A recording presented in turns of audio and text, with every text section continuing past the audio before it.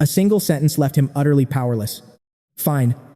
Fine, I'll give you everything. That morning, at the massive Second Life auction house, a hand pointed toward the sign as he whispered, I expected there to be more. But I suppose this will have to be enough. If he missed this chance, who knew when the high spirit tears would ever appear again? Thanks to a manager's invitation, Jein Frey entered safely. Now, he just needed to win. Meanwhile, club seconds closed. Hector brooded in dark silence. Damn it, that bastard Jein Frey had just swept everything away. He flashed a wicked smirk. I'll take this invitation. Just as Hector hit rock bottom, someone approached. He gasped in pure awe. It was the branch manager. Cut to the auction floor. Welcome, esteemed guests. Thank you for your patience. The auction officially begins now with many rare treasures. You may view all 11 of today's featured auction items within your personal information windows. Our very first item for today's bidding is the legendary snail sword. Though a non-functional collector's piece, this A-rank treasure is highly coveted. Bidding starts at 2 million gold. Jein Frey focused. He needed 3 specific ingredients to craft the miracle cure for his mother's illness. First, spirit tears. A rare find usually hidden within a secret dungeon in Area 6. Second and third, ice demon fangs and ancient red soil, typically dropped by the demon lords of Areas 2 and 3. Since everything was available here today, his mission would be much easier if he could just win them now. Jein Frey wouldn't have to waste time battling demon lords, saving him a massive amount of grueling work. Blue dragon wine. If I get this, I can obtain that hidden equipment in no time. The announcements continued to echo.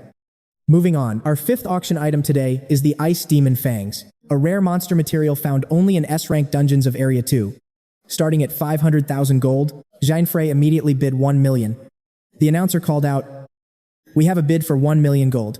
Wait, another bidder. The guest over there bids 10 million gold. Jein Frey spun around in total shock. Who would throw away 10 million just for demon fangs? Then he saw a very familiar face holding the sign. Jein Frey recognized him instantly as he sneered mockingly. Heh, how does that feel? You bastard. I won't let things go smoothly for you. Did you think I'd just sit back and do nothing? Jein Frey recalled looting the man's family graves. Does he have a secret fund? The spirit tears must be last. Jein Frey had to get them at any cost. He had to save money to win. But the announcement crushed him. The Ice Demon Fangs are sold to the Wind Snake Guild for 10 million gold. The crowd began whispering. The Wind Snake Guild is here. They are a world-famous powerhouse with branches across every single continent. If they have their eye on the same item as you, you'd better just give up now. Jein Frey listened to the rumors. He already knew the man was a member after reading his treacherous thoughts. I didn't realize that guild was so massive. Nearby, Hector was recounting his humiliation to Salmon. Is it him? Yes, that bastard trashed my club and stole all my gold. He even swiped my invitation to get in here. I absolutely cannot let him get away with this. Salmon nodded understandingly. Fine. Let's teach him a lesson for crossing the rulers of the underworld. Another announcement rang out. Next is our seventh item, Ancient Red Soil. A mysterious treasure from the S-rank dungeons of Area 3. Starting at 7 million gold, Jein Frey bid 50 million. But he was quickly blindsided once again. Once more, the Wind Snake Guild bids 200 million gold. Jein Frey stood there, completely stunned. Bidding was one thing, but 200 million was insane. Do they really have that much? He lost again. The Ancient Red Soil goes to the Wind Snake Guild for an overwhelming 200 million gold. Hector smirked with arrogant pride. Suddenly, a system alert flashed. Warning, you are being targeted by malicious bidding. He was planning his revenge by sabotaging every item Jein Frey wanted. Jein Frey's jaw tightened in frustration. This was a major problem if he couldn't get the spirit tears. He had to find another way against this guild. Competing with them through pure wealth was suicide. Wait. Could it be that these people are... Jein Frey bid 40 million. Predictably. The Wind Snake Guild countered for the eighth item. The mermaid scales fell to them for 40 million gold. Then, Jein Frey bid 15 million. The Wind Snake Guild claimed item number 9. The Blood Slaughter Sword was sold for 20 million. Jein Frey pushed the price to 200 million. Then 300 million, the 10th item, the Azure Dragon, went to the Wind Snake Guild. It was a duel. They only targeted items the Haloed man bid on. Hector laughed in Jein Frey's face. Ha ha ha, a lone individual can never hope to defeat a massive guild. I'll buy everything you want, Hector boasted. Jein Frey simply responded with a mysterious, knowing smile. Ha ha ha. You're the real fool here. Jein Frey's true plan was to bait them into winning every single bid. Inside the hall, the final auction began. Michael stepped forward. Ladies and gentlemen, we have reached the final item of the day. An item both divine and mysterious, the world's most beautiful tear. It has captured the hearts and eyes of countless people. I present to you item number 11, the tears of a high elf. After describing the artifact's legend, he looked toward the crowd. For such a priceless treasure, the starting bid is 50 million gold, without hesitation. Jein Frey raised his hand. 500 million. The guests erupted in fury. 500 million for a first bid. Damn it. We have no choice but to give up. Seeing his prize within reach, Jein Frey allowed a triumphant smirk to cross his face. Finally, I won't let it slip away this time. War is coming. Hector, however, was determined to win at any cost. Who do you think you're fooling with that serious look? You think anything will change? We'll just double the bid. Suddenly, a hand went up, leaving Hector utterly stunned. The Windsnake Guild bids double a total of 1 billion gold. Michael paused. Wait. A restriction has been triggered. Michael's voice boomed with authority. The representative of the Windsnake Guild is prohibited from bidding on this final item. Hector looked like he was going insane. What? Jein Frey, however, was delighted, hiding a joyful laugh behind his hand. Serves you right. Michael looked at the guild leader with a professional, yet pitying, expression. We regret to inform you, sir, but you have already reached the limit for successful auction bids. From the balcony, Hector gripped the railing. A limit? What do you mean? Michael calmly began to explain the details. According to the rules of this auction house, each guest may only win a maximum of 5 items. The Windsnake Guild has reached that limit. Therefore, you are disqualified from bidding on any subsequent items. This rule existed to prevent any single entity from monopolizing treasures. But Hector didn't care about their laws. Hector's voice echoed through the room in protest. I'm a regular here. I've never heard of such a rule before. Jein Frey crossed his arms, unimpressed. This isn't your usual auction house. You old fox, he thought to himself. The emblem of the association flashed in Jin's mind. This place was sponsored by the Adventurers Guild. With hidden, unannounced terms, he looked back at the two men who were still locked in a heated argument. It was only logical to have rules preventing anyone from hoarding all the rare items for themselves. Even so, Jein Frey found the situation slightly baffling. Scratching his cheek in deep thought, he should have realized something was off when he saw the incredible item list. He didn't even know this was a special auction house. How foolish. After finishing his explanation, Michael asked one last time, Do you understand the situation now? Sir. Hector seethed in helpless frustration. Behind him, Samon remained silent, his presence strangely eerie. With the matter settled, Michael raised his hand. It is settled. Congratulations to the gentleman with the angel's halo. You have won the High Elf's tears for the sum of 500 million gold. Amidst the crowd's cheers, Jein Frey looked slightly annoyed. Could you stop calling me that? He muttered, his eyes sparking. Hector roared. You knew about this rule from the start, didn't you? Brat, how dare you trick me? Jein Frey remained calm, staring back at him for a long moment. On the balcony, Hector raised a glowing sphere of energy. Enough, I let you go at the casino. But I won't be so merciful this time. Suddenly, Jein Frey stood up. Confusing the old man, he looked directly at Hector's impending attack and made a proposal. Let's take this outside. There are too many people here. Why should innocents pay for your anger? Come outside. I won't run away. Seeing the old man hesitate, Jein Frey pushed him further. If you understand, then stop this now. You old fossil. Hector stared at the boy's fearless eyes, lost in thought. That brat? Damn it. Hector's hand remained raised, the energy sphere ready to take Jein Frey's life. With a single shot, I could end its life effortlessly. A voice cut through the air. That's enough. It was Samon. He intervened to stop him. Branch leader. The brat is right. If we strike now, the association will be breathing down our necks. Hector refused to back down. But this punk is mocking us. How can we tolerate such disrespect toward our guild? Samon cut him short. You're wasting time, not one for idle chatter. He shot a sharp look at Hector. Don't make me repeat myself. Once things settled, Samon signaled him. Let's move. Hector had no choice but to follow. Meanwhile, Jein Frey waited outside for his evaluation results. Things didn't go exactly as planned, but at least I secured the High Spirit's tears. That guild snatched the other 2 items, but I'll reclaim them soon enough. I just need to stay one step ahead. This will suffice for now. Yet, thinking of the loot still out of reach, he let out a frustrated sigh. Losing the Blue Dragon wine was a bitter pill to swallow. The image of that legendary flask haunted Jein Frey's mind. I can still grab it once I reach the 5th continent. But I have to clear these tedious quests first. With that wine, crafting my hidden gear would have been a breeze. Suddenly, something ahead caught his eye, making him freeze. Damn it. I guess I'll have to track them down. A mysterious voice suddenly drifted through the air. You're quite the unique one, aren't you? Mira approached him, her eyes filled with intense curiosity. That halo above your head. I've never seen anything like it. Jein Frey tensed up. Who was she? Sensing his wariness, she reassured him. Pardon my bluntness, but what is your connection to the Wind Snake Guild? Have you encountered their branch leader before? Jein Frey began to recount his interaction, his voice steady as he shared the details. The long-haired man beside the manager. He's the Wind Snake branch leader from the 2nd continent. The imposing image of Samon flashed simultaneously in both of their minds. Drawing a line, he replied. I don't know him, though I certainly have history with his guild. Anyway, enough about that. Who are you?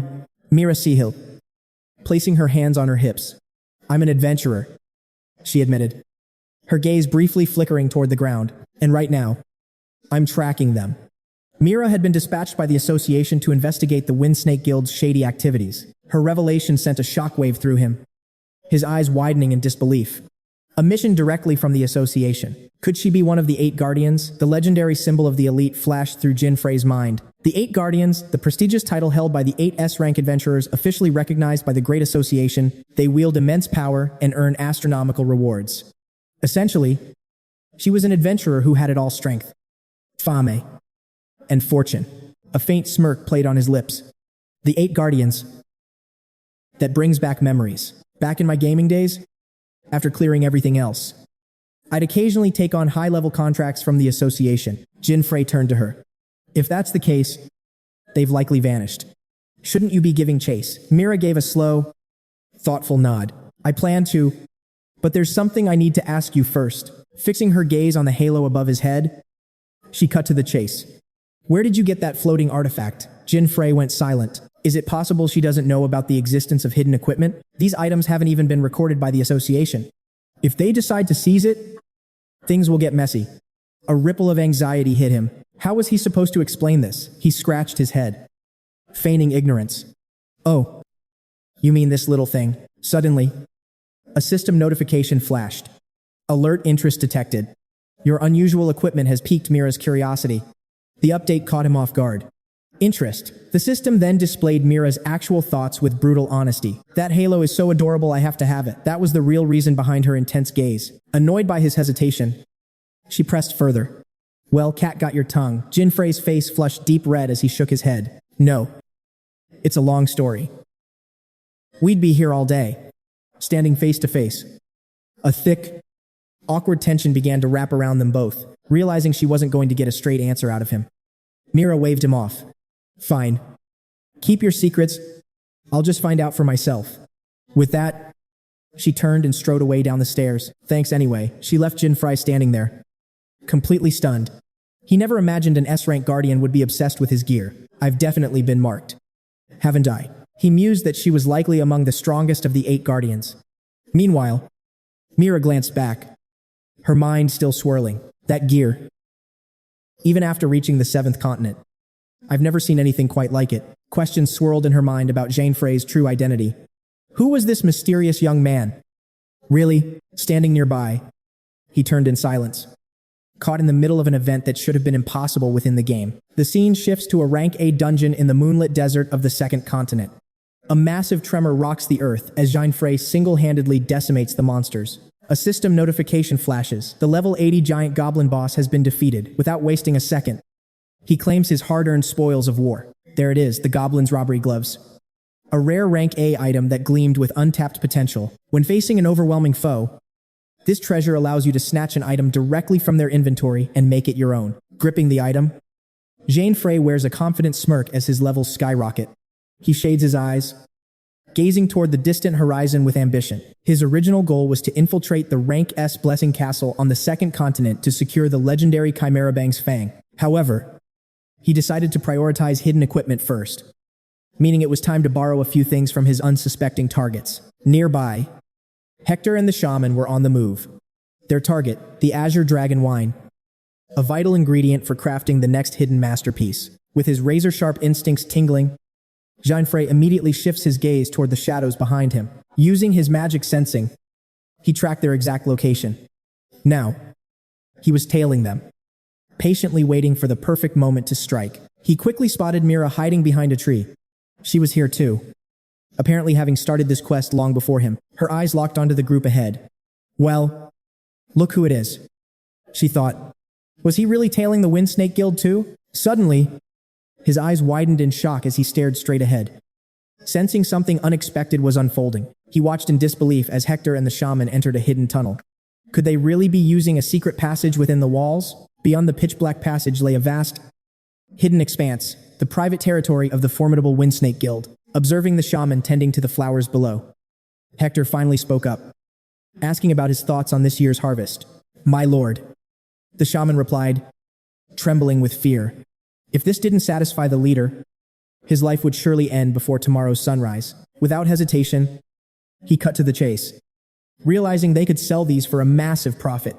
The news left Hector absolutely delighted. "Exactly, this will secure our finances," he agreed, urging the shaman to find workers to finalize the product immediately. Suddenly, a familiar voice cut through the air. "I didn't know you had a thing for gardening." Old man, Jein Frey stood there, casually holding a flower while waving at a stunned Hector with a mocking grin. His sudden appearance sent them into a panic.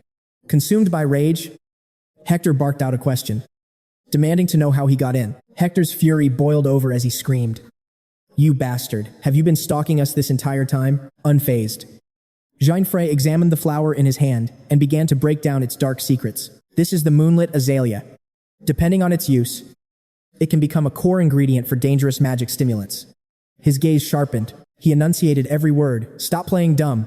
These stimulants cause hallucinations, hearing loss, or even an agonizing death. The association banned this long ago. So, tell me, what exactly are you people planning to do with it?" Faced with the truth, Hector stood paralyzed and helpless, his mouth twitching as he struggled to form a lie. The shaman finally spoke up, narrow-eyed. "So, are you an association spy?" Jein Frey quickly waved his hands in denial. "Not me," he replied before making a demand that left them stunned. "Give me the Azure Dragon wine, and I'll walk away." Jein Frey stood tall with his arms crossed, a smirk playing on his lips. "So, what do you say, boss?" Enraged by the absurd demand, Hector exploded. "You arrogant brat, do you have any idea who you're talking to?" As Hector gathered his energy, Jein Frey vanished, appearing behind him instantly. Nearby, Mira watched the chaos from the shadows. "Are they fighting already?" she wondered. From her hiding spot, she couldn't hear a single word of their confrontation. Instead of attacking, he simply patted Hector's shoulder. "Don't get it twisted. This isn't a threat, it's a fair business proposal. This is just the market price," he joked. Hector forced a grimace. "So, the Azure Dragon wine was your real target all along. In that case, we won't give you a damn thing. You only have yourself to blame for what happens next." Secretly, Hector summoned a lethal blade beneath his sleeve, seeing the deal fail. Jein Frey then made his final move. "Fine. Have it your way. I'm not a fan of paperwork, but I'll just report this illegal field to the association." At that moment, Hector lunged with his dagger, screaming, "Then yet." Jein Frey didn't even flinch in the face of death. He dodged the strike with effortless grace, summoning his weapon into his hand. He prepared to end this farce once and for all. "You asked for this." With one swift strike, Jein Frey drove his blade down toward the back of Hector's neck. Hector collapsed instantly, dead before he hit the ground. From the sidelines, Mira could only watch in stunned silence at the overwhelming display. Did he just finish him in a single strike? I've never seen that short sword before. Seeing his comrade slaughtered, his rage boiled over. "You're nothing but a persistent fly. You've got nerve." Laying a hand on our men, Simon raised his hand, summoning his weapon with a sadistic grin. "I assume you already know what's coming next, don't you, kid? I've been holding back for too long." This was Simone Bradbury, the level 97 warrior and leader of the Wind Serpent Guild's second continent branch. Unfazed by the heavy pressure, Jein Frey met his opponent's gaze without a shred of hesitation. "You know what, I feel the same way. We've wasted enough time. So let's end this now." Watching from beneath the flowers, Mira's eyes widened. She wanted to see how that weapon functioned. She should have intervened. But a little weight wouldn't hurt. Both stood tall with an imposing aura, weapons gripped tight as they prepared for the clash to begin. Samon struck first, swinging his massive blade backward for momentum. Jein Frey met the challenge, raising his sword to intercept the devastating blow. They lunged at the same time, their weapons colliding with a violent, ear-splitting crash. Feeling the sheer weight of the impact, a seed of worry planted itself in the boy's mind. This guy's level was significantly higher than his own. The overwhelming pressure forced both weapons to fly from their hands. Immediately after, the air was filled with a flurry of relentless rapid-fire strikes. Samon's brutal offensive forced Jein Frey into a desperate, defensive retreat. From the field, Mira watched the unfolding chaos while sitting on the ground. She had only just heard about Jein Frey from the association as a promising new adventurer. He was the one who shattered every record during the purification rite. But while his combat skills were impressive, Samon's raw power was completely overwhelming him. The scales of battle had clearly tilted in Samon's favor, dominating the exchange. Samon unleashed a fatal slash that broke Jein Frey's stance, sending him spiraling backward. Seeing the boy's pathetic state, Samon beamed with pride. Not bad for a rookie. I'll give you that. But you're still a world away from defeating me. You kids always think you're heroes just because you can endure some pain. Gritting his teeth against the agony, Jein Frey struggled back to his feet. I couldn't care less about being a hero or dying. You old fossil. I have a goal to reach. And I won't stop until I get there. His unwavering fighting spirit only earned him a look of pure contempt. Samon lunged forward again, weapon in hand. Talk is cheap for someone so weak. Keep barking if it makes you feel better. A barrage of heavy slashes from Samon closed in, trapping Jein Frey in a whirlwind of steel. Taking a deep breath, he braced his feet and stood his ground. With a sudden burst of strength, Jein Frey swung his weapon to deflect the incoming blade. With a powerful flick, Jein Frey knocked Samon's weapon aside, a confident and mocking smirk spreading across his face. Finally, the halo atop Jein Frey's head began to glow, activating its true power. The third skill of the angelic halo had been unlocked. The radiant light caught Mira's attention instantly. That blinding brilliance was emanating directly from the halo on the boy's head. It turned out the condition to unlock the halo's third skill was to maximize the proficiency of the equipment's previous abilities. His magic sensing had reached level 252, leveled up by successfully dodging enemy attacks throughout the heat of battle. The experience points for this specific skill were calculated based on the total feedback points he had accumulated. Between the clash with the Demon King and this current duel, Jein Frey had finally capped the skill. He let out a satisfied, knowing chuckle. I thought this would take much longer. But thanks to this old man's strength, I managed to level up way ahead of schedule. Talk about good luck. Suddenly, his eyes went wide as if something impossible was happening to his body. Samon had vanished and reappeared behind him, delivering a devastating, vertical strike directly through Jein Frey's frame. As Jein Frey collapsed, Samon looked down with utter disdain. You moron. Lowering your guard mid-fight, you lost because you didn't know your own place. The sight of his fallen enemy filled him with joy, and he burst into a fit of loud, arrogant laughter. The world is vast. Kid, there's always a higher mountain. Do you finally understand? Suddenly, the sound of slow footsteps approaching from behind made him freeze. It was none other than Jein Frey, alive and well. Enough talk, old man. Now, who's really the better fighter here? Samon stood there in absolute shock. How on earth was this brat still breathing, without a single scratch on his body? Jein Frey wore the most satisfied, taunting smirk Samon had ever seen. Stunned into silence, Samon slowly turned his head. How was this kid still alive? He bit his lip in frustration, unable to comprehend what had just occurred. Was it a hidden class skill, or perhaps some kind of rare, specialized ability he hadn't accounted for? Seeing the old man's baffled expression made Jein Frey laugh. Look at you. So full of yourself just a second ago. Aren't you embarrassed? Uncle, watching from the sidelines, Mira broke into a cold sweat. There's something truly strange about him. Samon glanced back at where the body had been. The corpse had vanished completely.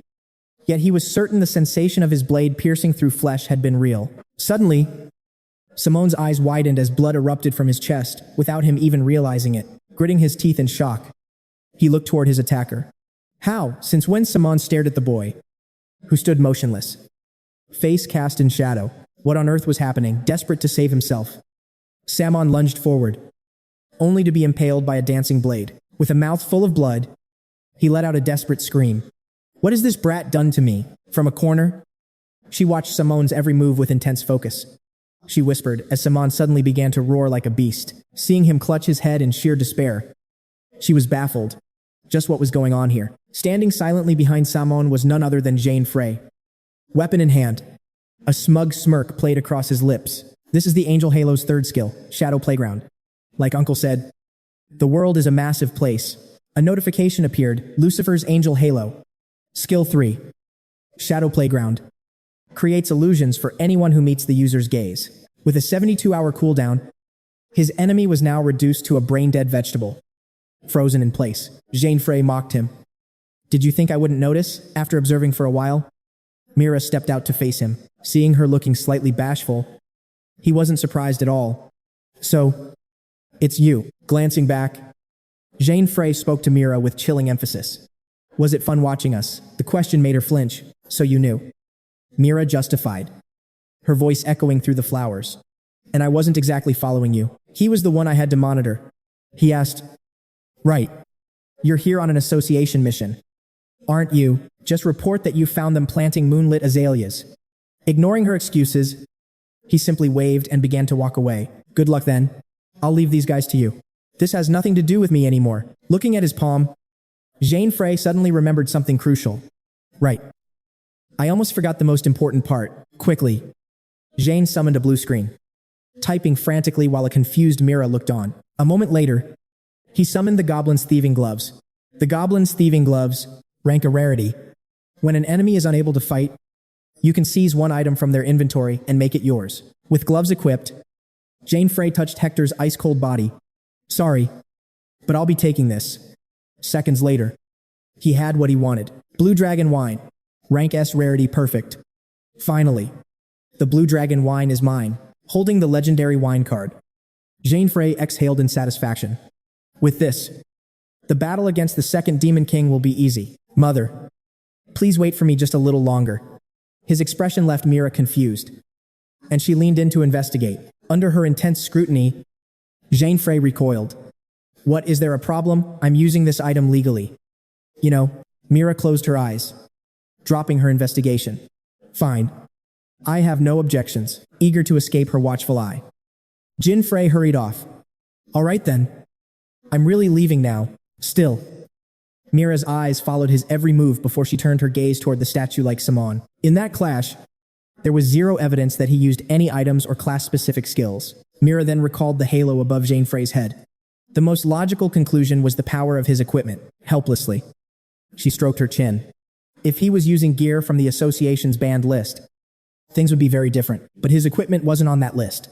Jein Frey was definitely no ordinary adventurer. That afternoon, after a grueling battle, he finally arrived at the second continent, Toba's workshop. At last, holding his cutting board and the Blue Dragon Wine, Jein Frey flashed a satisfied smile. Time to craft the next hidden piece of gear. I've got everything ready.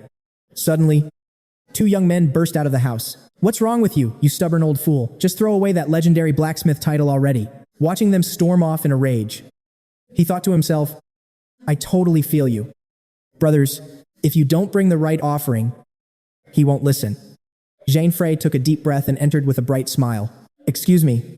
Suddenly, tools were hurled at him. Thanks to his experience, he reacted instantly, blocking them with his board. The legendary blacksmith, Toba, barked. Oh great. Another idiot, don't disturb me while I'm working. He marched over, fuming at Jein Frey. Get out of here. I'm not forging a single thing for you. He effortlessly parried the incoming hammers with his wooden board. He's still the same as ever, he thought. Toba continued his angry tirade. Hey, you can't just barge into my house like you own the place. Being shoved out of the workshop, Jein Frey tried to speak gently to win him over. Toba, please just hear me out. The old man kept shoving Jein Frey toward the door, barking at him to disappear. Suddenly, Jein played his final ace. What a shame. I brought this premium liquor for nothing. Toba's eyes instantly locked onto the bottle with pure greed. How did a brat like you get rare Blue Dragon wine? Hand it over and get lost already. Jein wouldn't leave after finally baiting Toba. The old man kept stomping on Jein's feet while spewing nonsense. Wait. That hurts, Jein cried out as Toba desperately lunged for the precious wine. Put your hands down. I told you to give me that bottle. Jein held it higher, warning him. Hey. Stop it. That actually hurts. in the game. Giving him the wine makes this legendary blacksmith drink until he is completely wasted. In that emotional state, he crafts S-rank gear. However, adding a B rank, Firestone changes everything. Jein showed him the Firestone through the system. I obtained this after defeating the Demon Lord in Freyna. Toba gasped in shock. Seeing a chance for negotiation, the blacksmith finally invited Jein Frey inside to talk. Here is your drink. Sir, Jein said, pouring a glass. Toba lifted it, his heart overflowing with sudden emotion. My late wife loved this wine. She used firestones to warm it. Jein smiled. Is that so? Secretly, Jein knew this story by heart. He kept pouring more wine, urging Toba to drink his fill. This would surely trigger the hidden event. Getting S-rank equipment for the wine alone was already a great result. But Jein Frey possessed a secret piece of knowledge that no one else in this world knew. Combining S-rank Blue Dragon wine with a B-rank Firestone was the secret formula to obtain hidden equipment. Drunk and sobbing, Toba wailed about his past mistakes. Jein silently handed the old man a cloth to wipe his tears. He listened to Toba's drunken love stories all night until the blacksmith finally passed out. The next morning arrived. Toba woke up refreshed, a stark contrast to yesterday's grumpiness. I made this to repay you for that fine wine. Here is your gear. Jein smiled. Exactly as planned. Thank you. Now I see why you're called the legendary blacksmith. The third hidden equipment was finished. Scandalous chainmail. Grade unknown. Agility plus 120. Durability 5000. Skill 1 free movement. Skill 2 lightning speed, allowing 5 teleports within 100 yards every single day. Skill 3 remains unknown, only unlocking once specific hidden conditions are finally met. Jein Frey's heart raced. It was time to conquer the next challenge in the shortest time possible. S-rank dungeon. Area 2 Grey Castle. Inside the house, Jein looked down at his newly upgraded gear. With this, the preparations are complete. The gear was named Atal's Feet. Suddenly, Toba tossed him a flask. It was an exquisite iron bottle. A gift for you. Take it. The old man grunted, handing it over. Jein inspected it. Non-alcoholic sake. A-rank legendary flavor. Brewed from Blue Dragon wine by the legendary blacksmith himself. Effect. Consuming this grants an extremely warm status.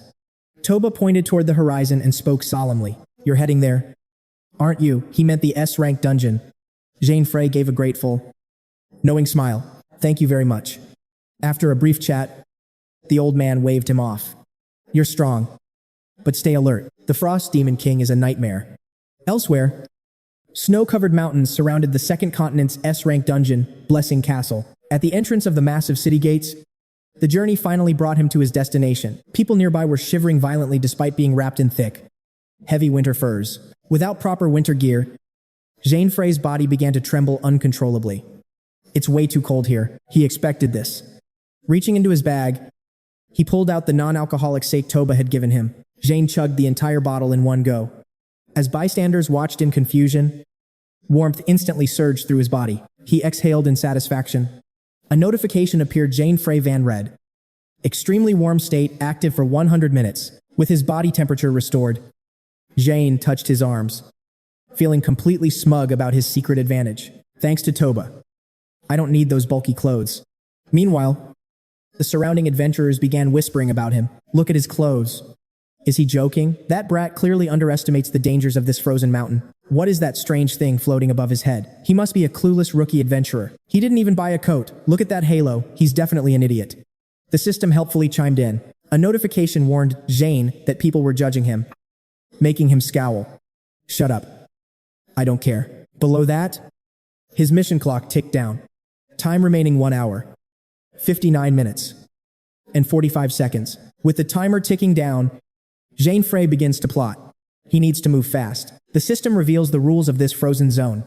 In this S-rank dungeon, you only have 2 hours. Exceed the time limit, and you'll be barred from returning to the city. Failure carries a heavy price. The system will strip away half your gold and inventory as punishment. Snapping back to reality, he smirks helplessly. It feels like his rookie days all over again. Back then, every failure meant gritting his teeth and grinding for gear. What a stupid system.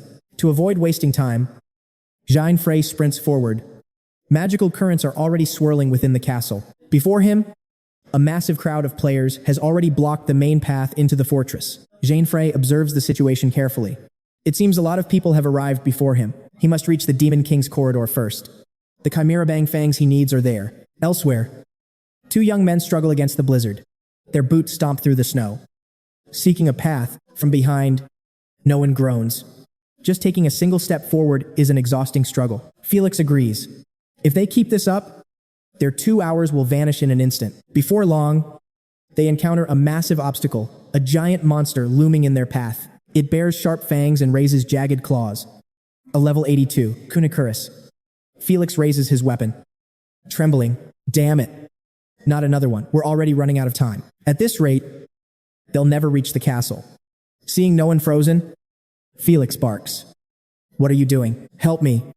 Fast high above them, Jein Frey glides through the air using flight magic. He passes them effortlessly, while the monster below stares up at him in stunned silence. The halo above his head makes him grin. Man, this is amazing. Walking on air is like a dream. Passive skill-free movement. This allows you to navigate any terrain with ease. But his relaxation is short-lived, as Jein Frey's eyes suddenly widen in shock. A swarm of level 82 𝐼𝐻𝐒 lunges forward. Jein Frey calmly draws his blade and strikes. Sorry. I'm in a hurry. Monster parts fall to the earth, staining the snow with blood. Felix freezes. That gear? Wasn't he that loser from the gate? Noel gasps. He's walking on air. Wait, that halo on his head. The three of them tremble as a terrifying thought takes hold. Is he a ghost, ignoring the battle? They join hands and bow. Please, rest in peace. Monsters and players unite in prayer. Of course, the system records every ridiculous moment. Hearing them, Jein Frey feels a vein pop. Say one more word and you're dead. Soon, the scene shifts to the Demon King 𝐼𝐻𝐒's castle. Jein Frey smiles. Finally, he's arrived. He smirks, satisfied with his speed. Total time, 5 minutes. Not bad at all. But then, something happens that makes Jein Frey's jaw drop in utter disbelief. Below, in the white snow, he spots Mira. She is already heading deep into the fortress. That guardian again. Does she have her eye on the hidden gear too? He didn't want to get involved with her.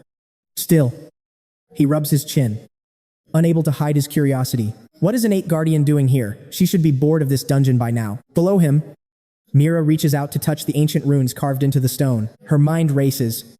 Intel says he's hiding here. But this is the Demon King's lair. She has no intention of wasting time.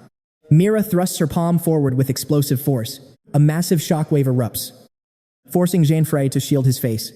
Below, the wall crumbles into dust. Are you for real? A notification pings you've entered 𝐼𝐻𝐒's castle. Jein Frey watches her in awe. Truly worthy of the 8 guardians. He waits for her to move on before following. He descends slowly. Jein Frey hovers at the entrance, peering into the dark castle. Turd. She just smashed the door open. No player does that. The normal way takes forever. Seems I got lucky. Suddenly, his instincts flare. He whips around to look behind him. Once again, a swarm of level 82 and 83 𝐼𝐻𝐒 monsters zeroed in on him. He clicked his tongue in disgust. These pests were as persistent as leeches. A massive horde, fueled by blind aggression, lunged forward to tear him apart without a hint of fear. Seizing the moment, Jein Frey activated the specialized device Toba had crafted. Teleportation. Engage. Skill 2 Teleportation. An active ability allowing the user to blink within a 100-meter radius, limited to 5 uses per day. In the blink of an eye, he vanished from the heart of the frantic mob. Seconds later, Jein Frey touched down on one of the castle's upper floors. A system notification flickered. You have entered the castle of Demon King 𝐼𝐻𝐒, 9th floor of the main building, the corridor leading to the Absolute Zero room. He sprang to his feet, a smirk of satisfaction playing on his lips at his own progress. Perfect. I managed to break in using the teleportation skill. Jein Frey placed his hands on his hips, eyeing the massive doors ahead. To enter the Demon King's chamber, he first had to crush the floor boss. Gripping the handle, he pushed his way inside, and this will be the first time I truly test 𝐼𝐻𝐒's legs in battle. A devious smile crossed Jein Frey's face as the doors groaned shut behind him. It looked like he was about to set a brand new record.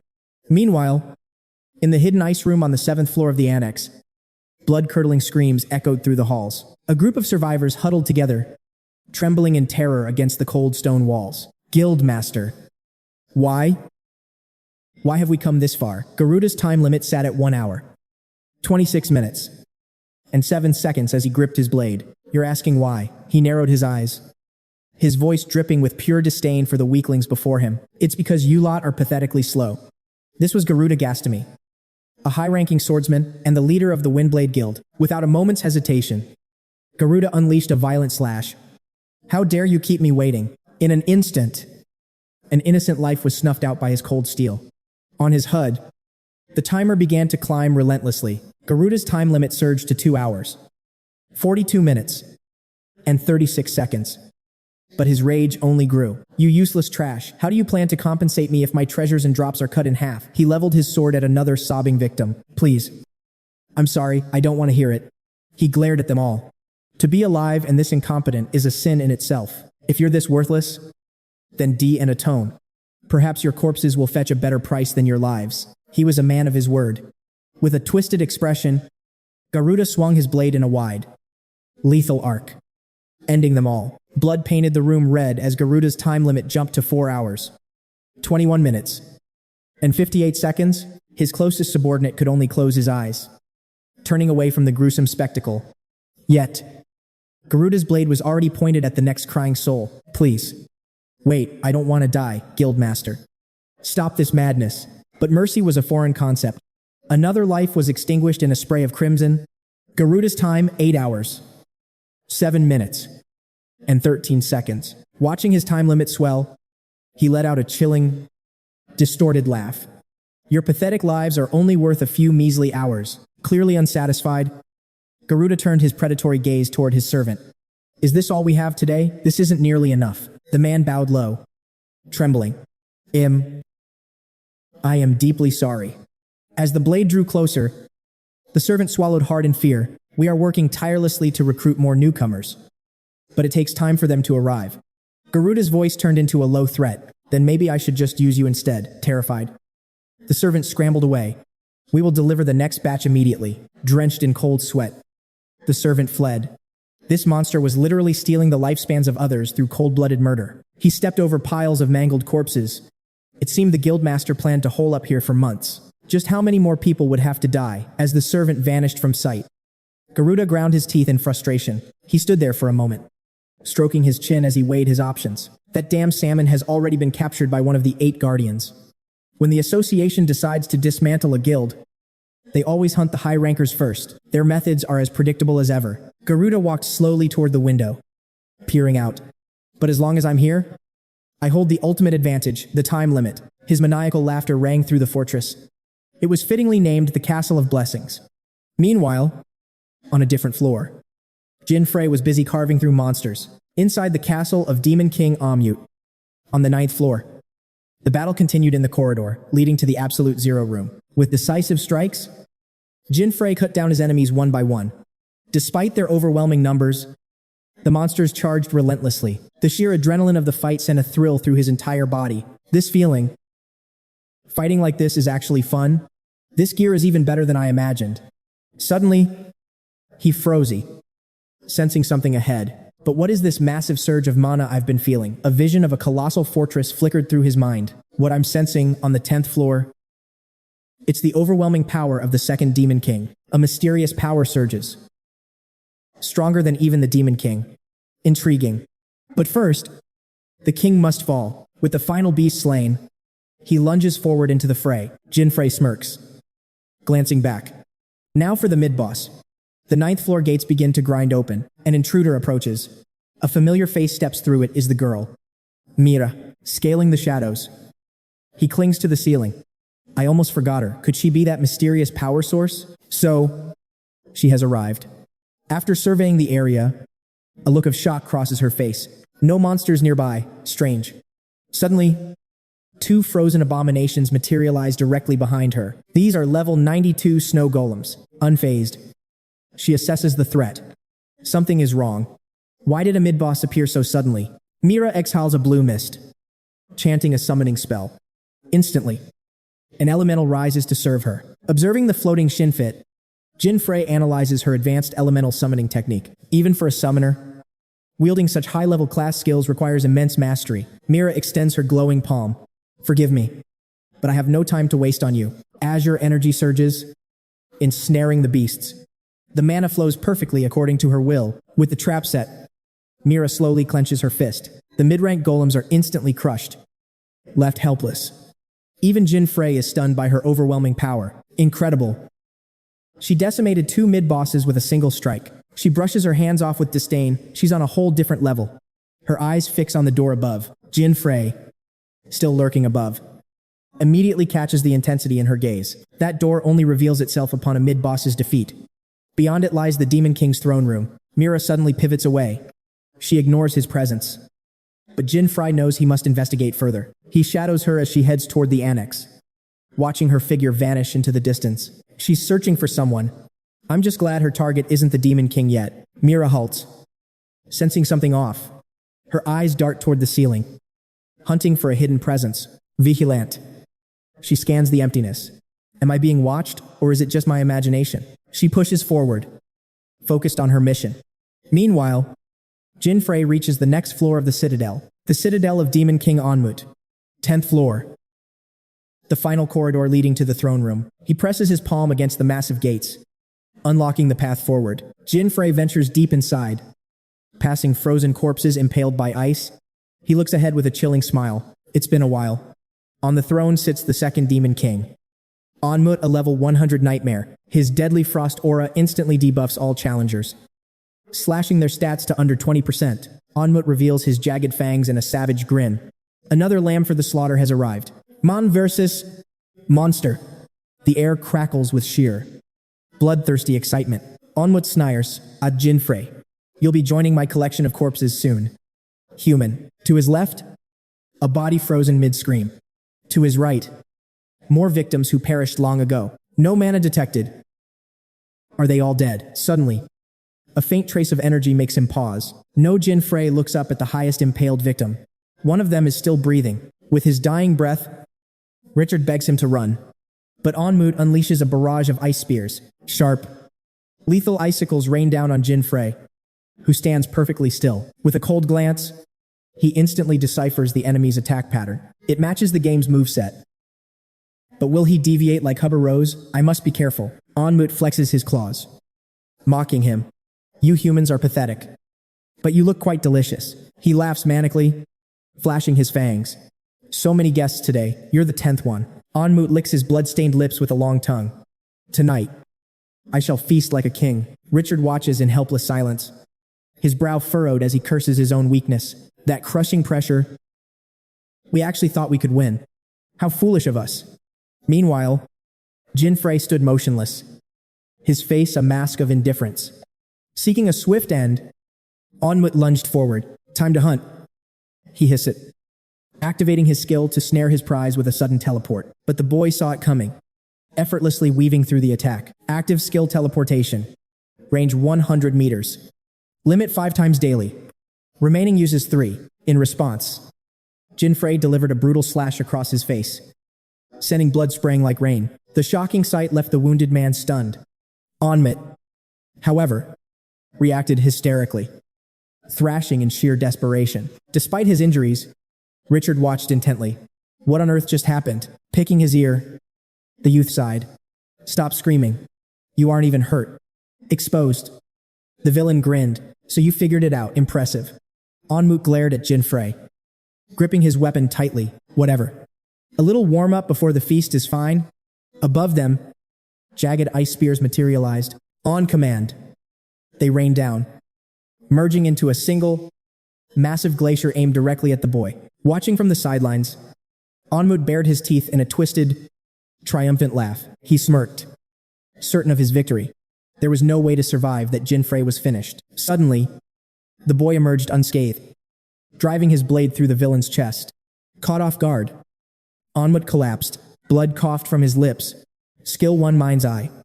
Activated. Critical damage tripled. 𝐼𝐸𝐷's legs buckled as blood pooled. His eyes glowed, fading into a hazy stupor. What is this I can't see? He stammered. It felt like his opponent had teleported in an instant. After a brief clash, Jein Frey let out a heavy, bored sigh. With 3 hidden items equipped, 𝐼𝐸𝐷 wasn't even a threat. This guy is truly an idiot. I need to end this fast. But he hasn't summoned the Ice Chimera yet. I'll keep him alive. Action matched his thoughts. Weapon in hand, Jein Frey lunged forward with explosive speed. Still dazed, 𝐼𝐸𝐷 could only grit his teeth. But before he could strike, a bloody corpse was shoved forward, reeling back. Jein Frey raised his guard. 𝐼𝐎-𝐑𝐚𝐧𝐤 laughed, using the dead body as a shield to taunt him. Why stop now? He's already dead. This is nothing more than a convenient meat shield. Disgusted by the foul play, the youth hesitated, emboldened. The bastard began to interrogate him. Hey, that power.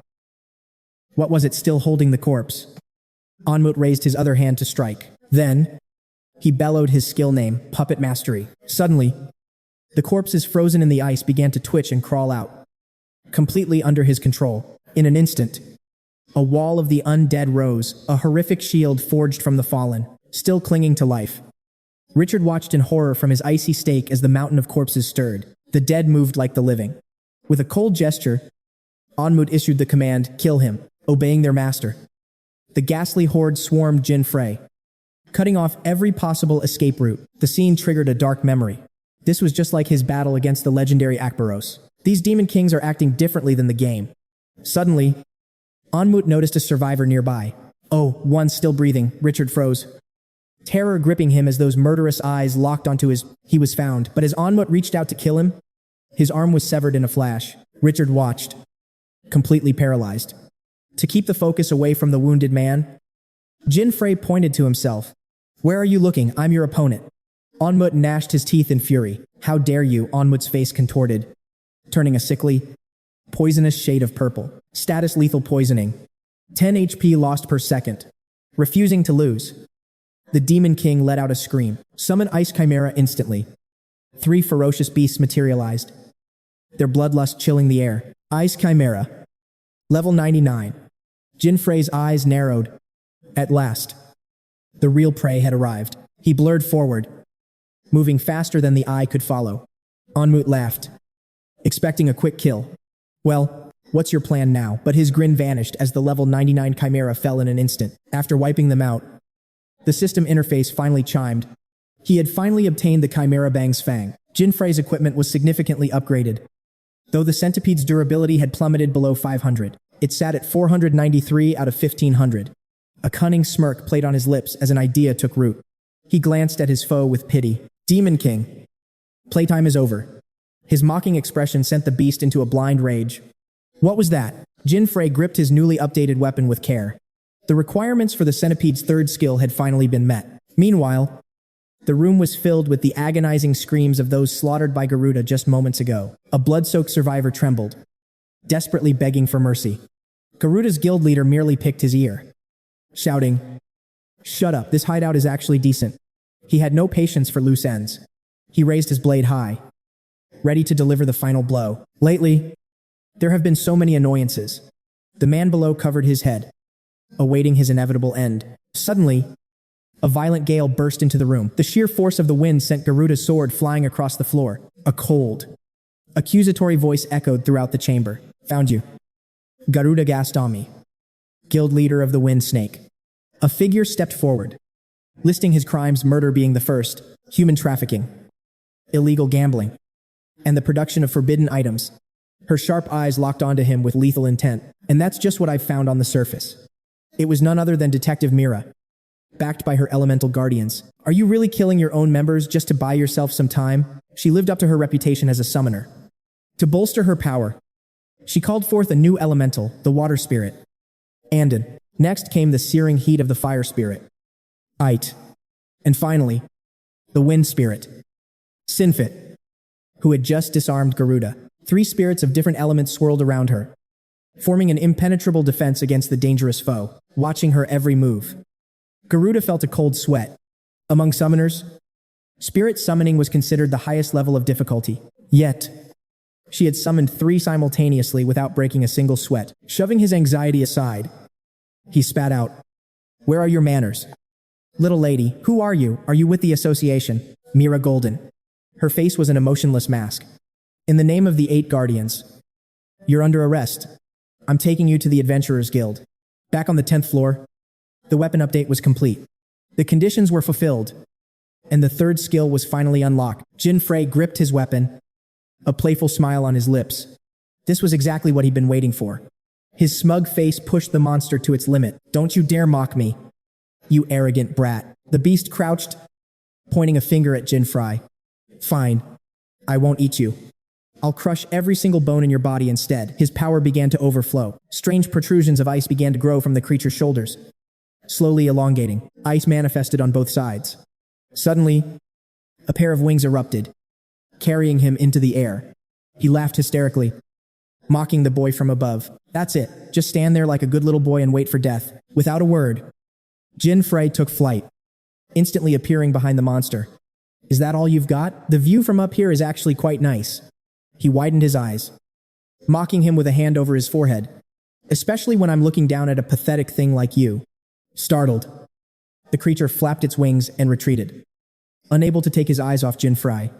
Despite the cold sweat, he tried to stay calm. How long do you think you can keep up that act? He opened his palm, summoning a glowing blue orb and a new weapon. He wielded a trident-like weapon, his eyes crazed with bloodlust. He lunged, swearing to kill anyone in his way. But Jein Frey evaded the strike with effortless grace, his lips moving in a silent chant. The centipede's third skill was finally activating the fruit of his recent weapon update. Melt. Melt away. The blade shifted into a liquid state, allowing it to change shape at will. With a 48-hour cooldown, it was a truly unique trump card. In its fluid form, he could mold the weapon into any shape that suited the situation. The only thing that could possibly limit this power was the depth of his own imagination. Thinking Jein Frey had given up, the monster laughed in triumph. Running won't save you, but his joy vanished in an instant. From high above, Jein Frey plummeted, his weapon now transformed into a devastating spear. The beast crossed his trident to block, his face pale with terror. But with one swift strike, the trident was sliced clean in two. Gazing at the scene, Jein Frey was filled with satisfaction. This would mark his second great achievement and a new personal record. Within seconds, the monster collapsed, coughing up thick, black blood in a gruesome display of defeat. After the dust settled, Jein Frey hovered in midair, overlooking the battlefield where the second demon king, 𝐼𝐎𝐑𝐚𝐧𝐤, had been completely annihilated. Below him, the monster's lifeless corpse lay sprawled across the earth. Suddenly, a system alert pinged with a new update. Congratulations, you have successfully defeated the boss. The clear time was 1 hour, 21 minutes, and 35 seconds.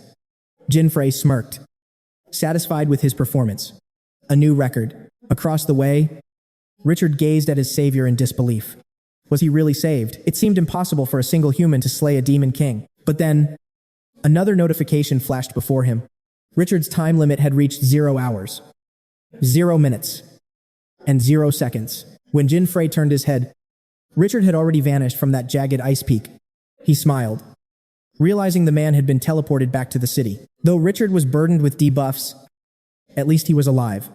Now, Jein Frey turned his attention to his hard-earned loot. He had successfully secured the vital materials he came for. An S-rank chimera bang fang, a rare crafting ingredient.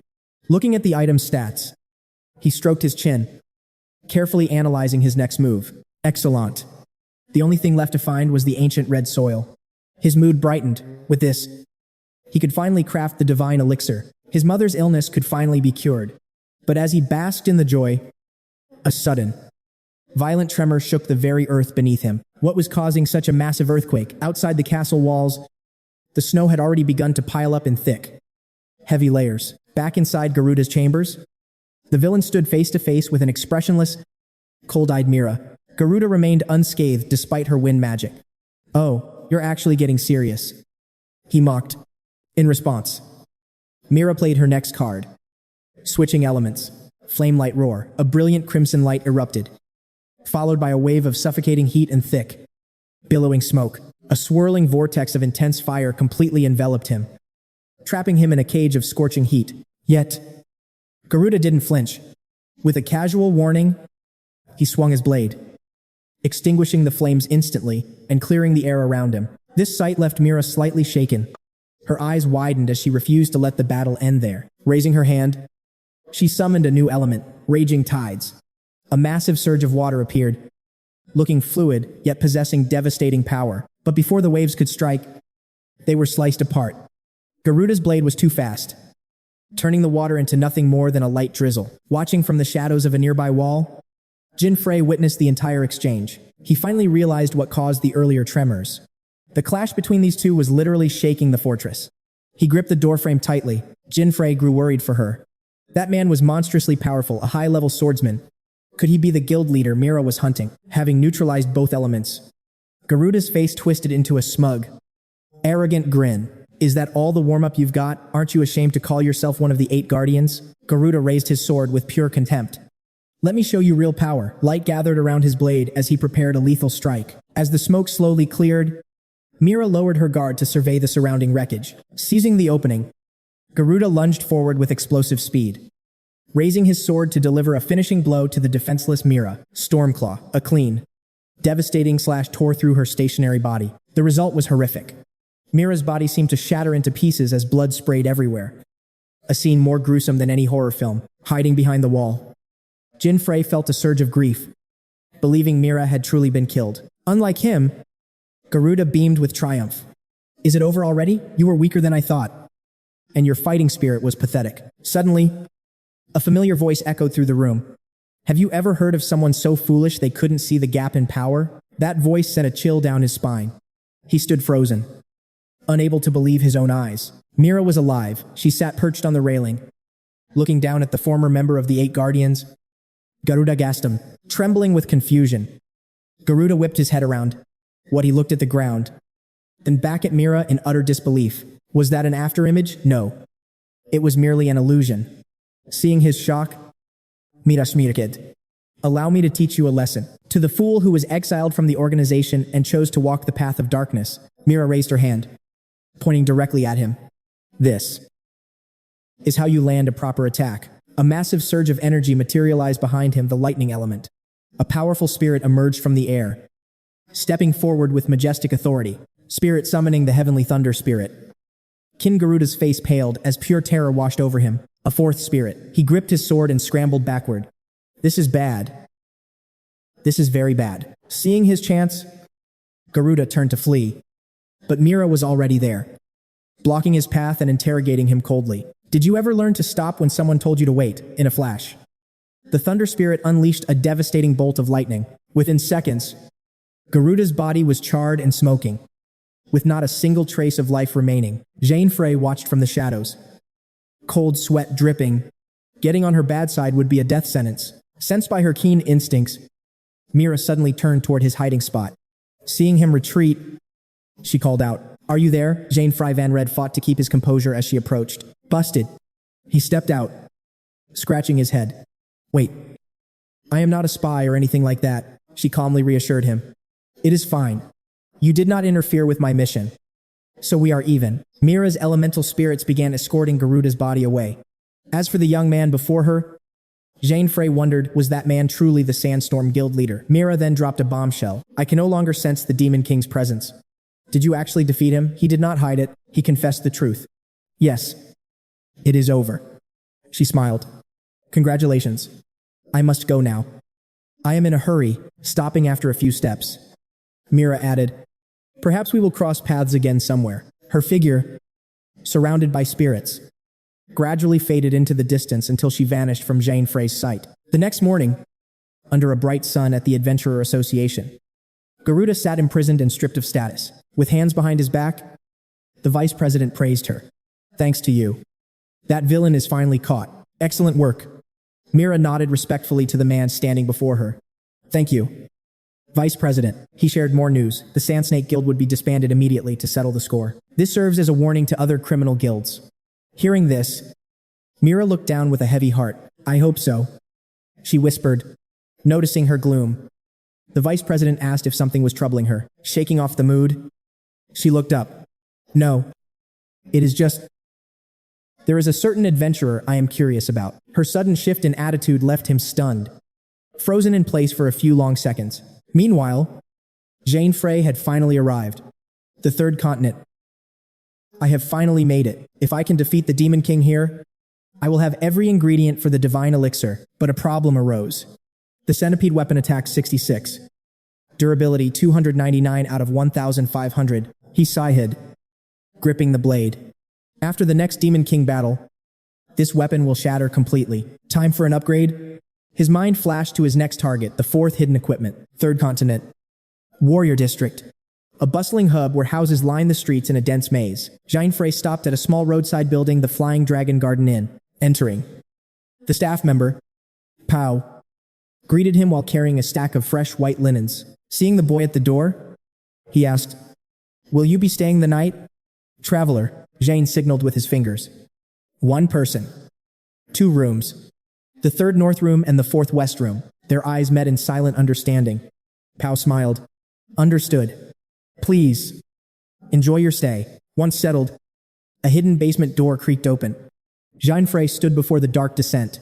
This secret dialogue only triggers after clearing the 5th continent's hidden event. "Glad I remembered this path," he thought, stepping into a hidden underground boxing gym. In the distance, a man with massive, rippling muscles dominated the center of the ring. 3rd continent. Unknown rank dungeon, the underground gym. The man practiced one move with terrifying precision. "Chosen challenger. Enter the ring and show your strength," cried the announcer. The era's greatest pugilist, 𝐼𝐻, observing the man's flashy display. Jein Frey 𝐖𝐻, still showboating as always. He took a deep breath, adjusting his collar. He looks like a harmless NPC, but he is a monster. Claiming that hidden gear won't be easy, but I have no other choice. Donning his fighting gear, he stepped onto the canvas. Let the main event begin. Champion 𝐼𝐻 versus challenger Jein Frey Van Red. Mike stood 190 centimeters tall, a staggering streak of 108 consecutive victories, every 10 matches. The undefeated god-fisted champion, 𝐼𝐻, dominates the ring. In the blue corner stood Jein Frey, 67 kilograms and 170 centimeters with brilliant blue eyes. A fresh face, Jein Frey Van Red. They locked eyes. No personal items allowed, just raw strength. Each round lasts 3 minutes. Points are awarded for every successful strike to the opponent's body. Glancing toward him, the referee delivers one last crucial announcement before the round officially begins. The first to reach 10 points or hold the lead when time expires wins. The referee then clarifies the rules. However, there is a catch if you are knocked out even once. It results in an instant defeat. No more waiting, the opening bell rings, and the crowd erupts into a deafening roar of excitement. 𝐼𝐻, with his massive frame, charges forward like a lethal arrow. Jein Frey merely retreats, shielding himself in a cowardly display. But Jein Frey is far from afraid. He is carefully calculating every variable of the battle. For a man of his size, he is surprisingly agile. The announcer screams his praise from the sidelines. Our champion dodges the counters with ease, a lightning-fast combination from the reigning king of the ring. Jein Frey continues to back away from the relentless assault. Naturally, the champion is targeting high-scoring zones from the start. At this speed, I can still read his movements and predict exactly where he intends to strike. Another strike flies, but Jein Frey evades it perfectly. As 𝐼𝐻's stamina fades, the announcer bellows, "This challenger is no pushover. He has managed to slip every consecutive punch thrown by the legendary champion. Now, it is time to strike back." Jein Frey winds up and aims a decisive blow toward his exhausting opponent's right. In a flash, Jein Frey's fist stops just inches from 𝐼𝐻's face, a strike executed with absolute terrifying precision. The clock ticks down with 2 minutes and 27 seconds remaining. Jein Frey leads the match 1-0. Despite his punch being blocked, the challenger has successfully drawn first blood on the scoreboard. Staring into those emotionless eyes, the champion warns him, "Kid, do not get cocky just because you are leading." "Of course not. You let me score on purpose. Didn't you? Stop holding back and fight for real." Champion. That bold attitude fires 𝐼𝐻 up. A smirk creeps onto his lips as his back muscles ripple with power. "Fine then. It is my turn." He unleashes a punch, backed by terrifying strength, aiming straight for Jein Frey. Yet, with a slight tilt of his head, Jein Frey effortlessly dodges the devastating blow. Stunned, the champion steadies his nerves. His eyes are sharp, but his stamina will not last. This brat cannot keep this up for much longer. Despite the champion's reasoning, Jein Frey continues to dance around every lethal strike thrown his way, guarding his face. Jein Frey's mind races. I cannot be knocked out. Even if he scores, I must maintain my defense. He glares at 𝐼𝐻. The secret is that this arena is a scripted event meant for an inevitable defeat. For every point scored, 𝐼𝐻's power and speed surge. The champion sneers, asking where all that confidence went. Your guard is slipping. Push to the edge while dodging. Only 1 minute and 38 seconds remain. The score stands at 1-49 for 𝐼𝐻. The commentator's voice reaches a fever pitch of excitement. The champion unleashes his ultimate technique, cornered and exhausted. 𝐼𝐻 mocks him for having no energy left to fight. He throws a final finishing blow, a strike intended to end the match right then and there. The fist closes in, but Jein Frey remains eerily calm. The key here is that you cannot win traditionally. A direct victory in battle is impossible. But I will win this my own way. To unlock the hidden item, I must survive for 3 minutes. Suddenly, he ducks, slipping past the fist like a shadow. Jein Frey counters instantly, his fist grazing the champion's face as in-out reels from the unexpected retaliation, clutching his face. Ino stares in disbelief. How can this kid still fight after taking such a brutal beating? With 57 seconds left, trailing 9-51. A sweat-drenched Jein Frey clenches his fists and charges forward. Jein Frey's unyielding spirit ignites the champion's excitement. He's getting serious. How long since I truly enjoyed a fight? Even so. He slams a punch toward Jein Frey's face. In the end, I am the one who decides everything. 41 seconds remain. Jein Frey trails 13-68 as in-out connects with a brutal uppercut to the jaw. He stands helpless, absorbing the champion's devastating blow. The commentator screams, the challenger has finally fallen, clinging to his final threads of strength. Jein Frey forces himself upright, refusing to let his momentum fail him now. His face is covered in sweat and pain. But the announcer gasps. He's still up. The challenger is still standing. He is enduring the impossible with so little time left. Who will the gods of victory favor in these final moments? Looking at Jein Frey's battered form, Ino is filled with respect. You are impressive, kid. But let's end this. Refusing a draw, Ino sprints forward with a roar. He raises his arm, readying a decisive, bone-crushing strike. This was the final blow, or so he thought. Suddenly, Jein Frey's fist looms inches from his face, shocking Ino in a wild twist. Both fighters land heavy strikes simultaneously. The challenger's sudden counterattack has turned this into a blood-pumping spectacle. Instead of anger, a smirk plays on Ino's lips as he eyes Jein Frey. Not bad. This kid is actually interesting. Jein Frey boldly declares his resolve, vowing never to retreat. And with that, the intense match reaches its conclusion. The announcer bellows the results as the points are tallied. Champion 97. Challenger 13. The victor is Mike Weather in-out. A system notification flickers into view. The final tally is set as the timer hits 0 seconds. With a score of 13-97, the announcer erupts in praise. Truly, a rare and breathtaking battle of wills. Ino addresses the crowd, eager for the next worthy challenger. He then turns to Jein Frey with a word of thanks. You're the first warrior to last 3 full minutes against me without falling. Ino admits, with genuine respect, boxing is a clash of souls where fists do the talking. I felt the true weight of your spirit in those punches. Suddenly, a strange energy gathers in Ino's hand. Take this gift, he says. As Jein Frey steps forward to accept, Jein Frey graciously accepts the black glove. It is a special reward, a token of respect from Ino himself. 4th hidden equipment acquired weapon ghost rank unknown. Attack plus 150.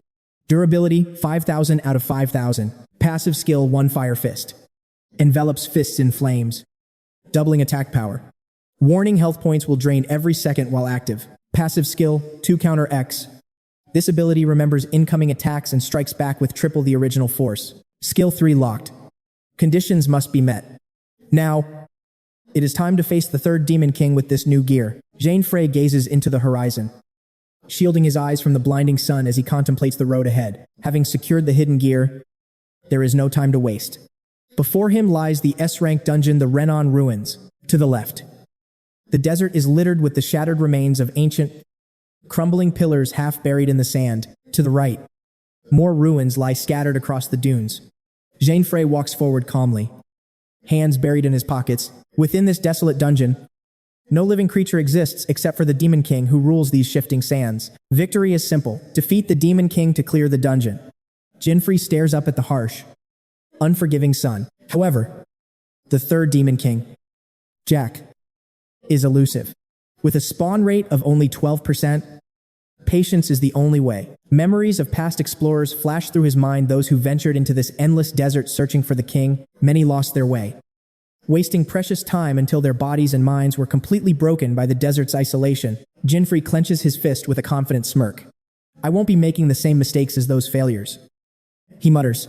This dungeon is a cursed place. It is time for a high-speed blitz to finish this once and for all. Refusing to waste a single second, Jein Frey turns. If he won't come out, I'll just have to drag him out. He should be around here somewhere. After an exhaustive search, he finally finds it, an ancient, weathered coffin, moving with practiced agility. Jein Frey grabs the lid and slides it aside.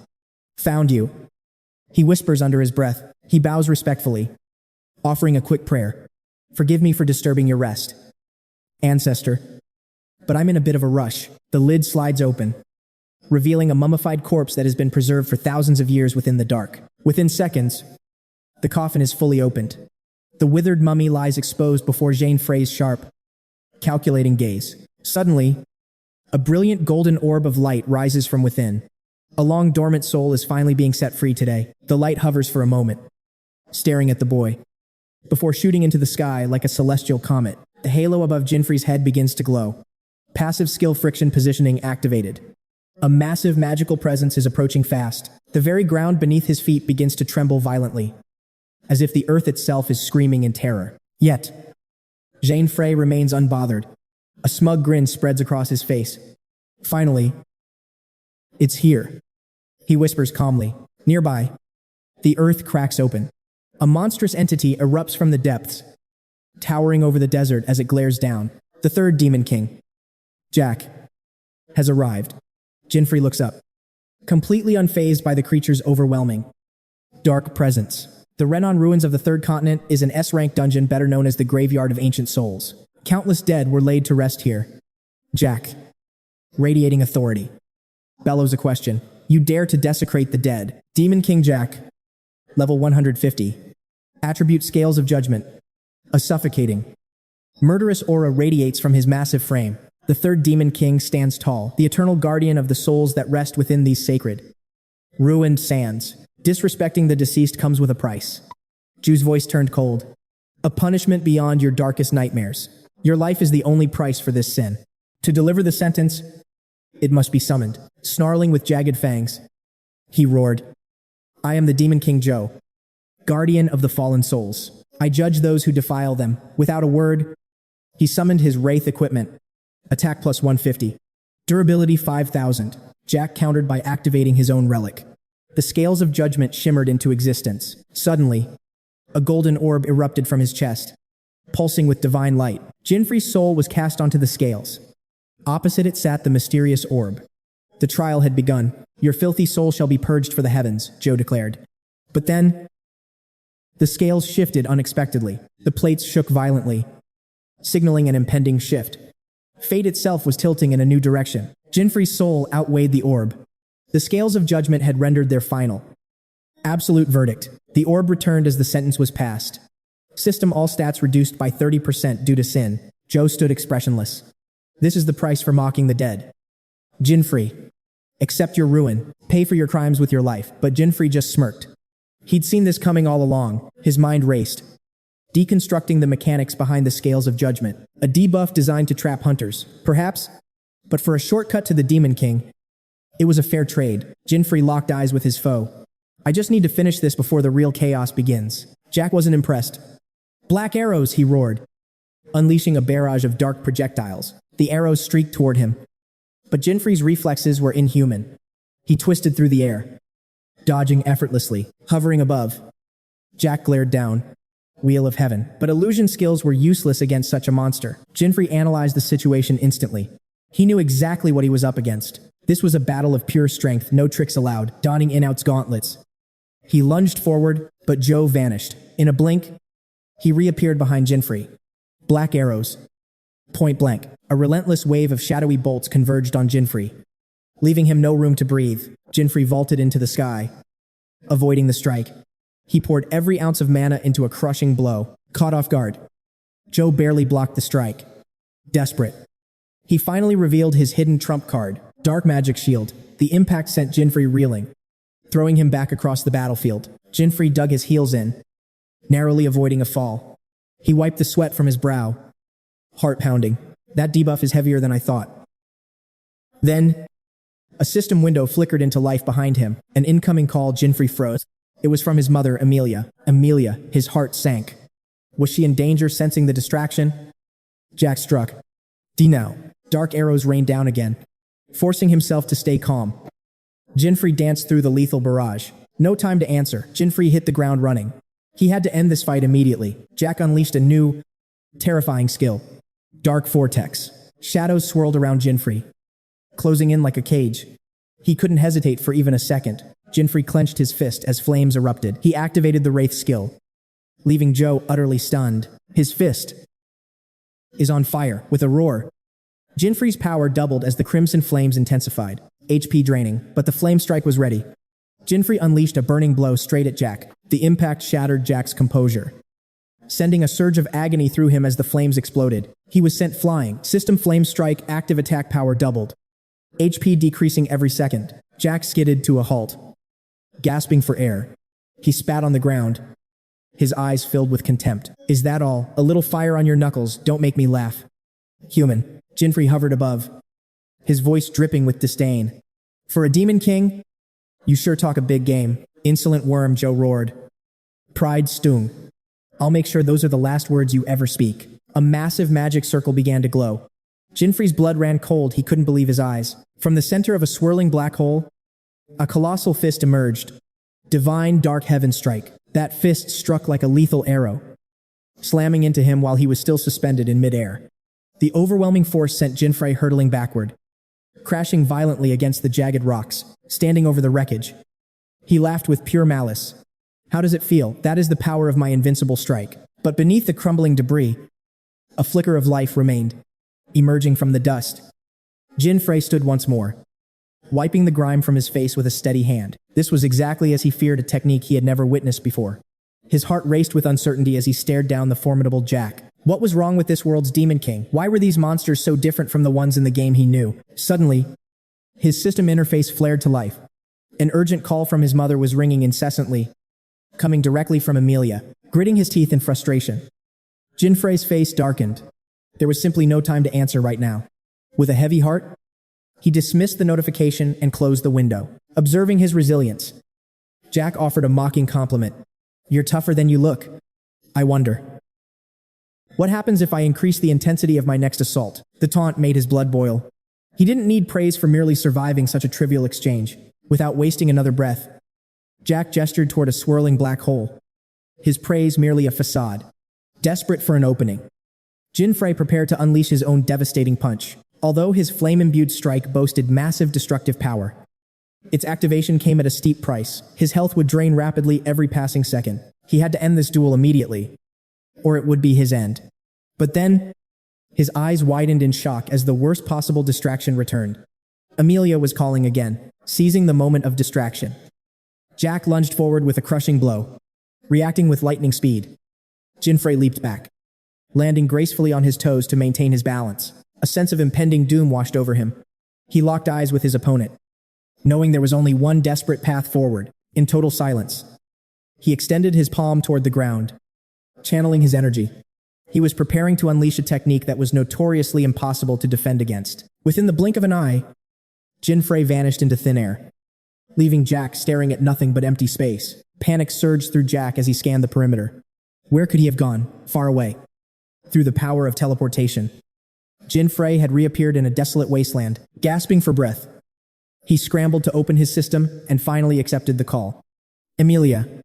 What's happened? He asked, his voice strained from the battle. Why have you called so many times? His sister's voice trembled, choked with emotion.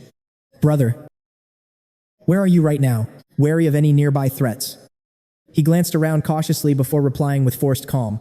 What's wrong? I'm in the middle of something urgent. Amelia hesitated, her eyes overflowing with tears.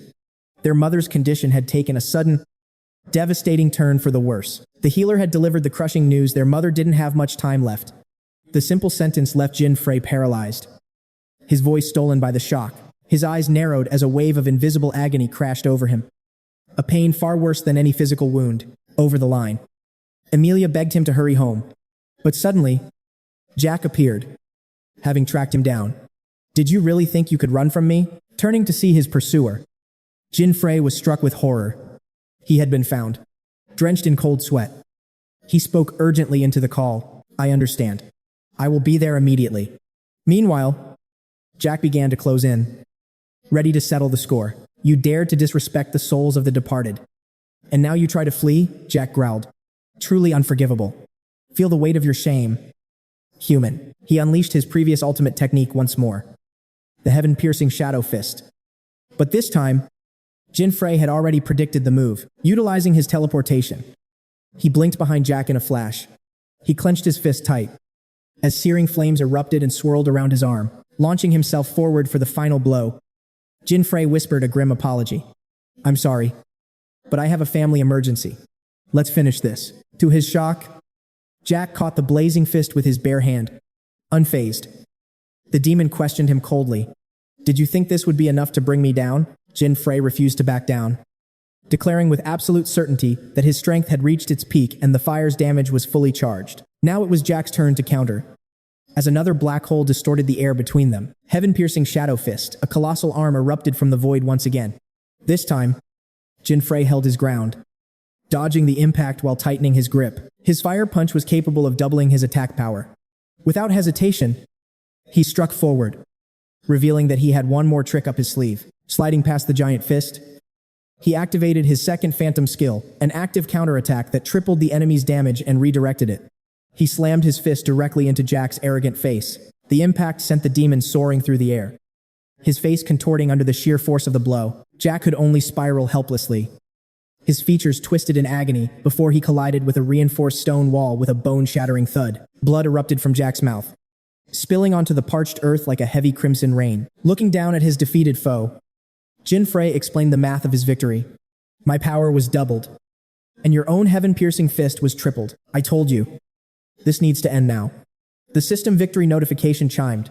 Level 150 Jack had been defeated, granting massive experience and rewards. The spoils were legendary: 3 million souls from Jack, a rank S rare item, an ancient red earth of rank A rarity. With the necessary materials finally in his possession, he turned toward home. "I have what I need. I have to get back."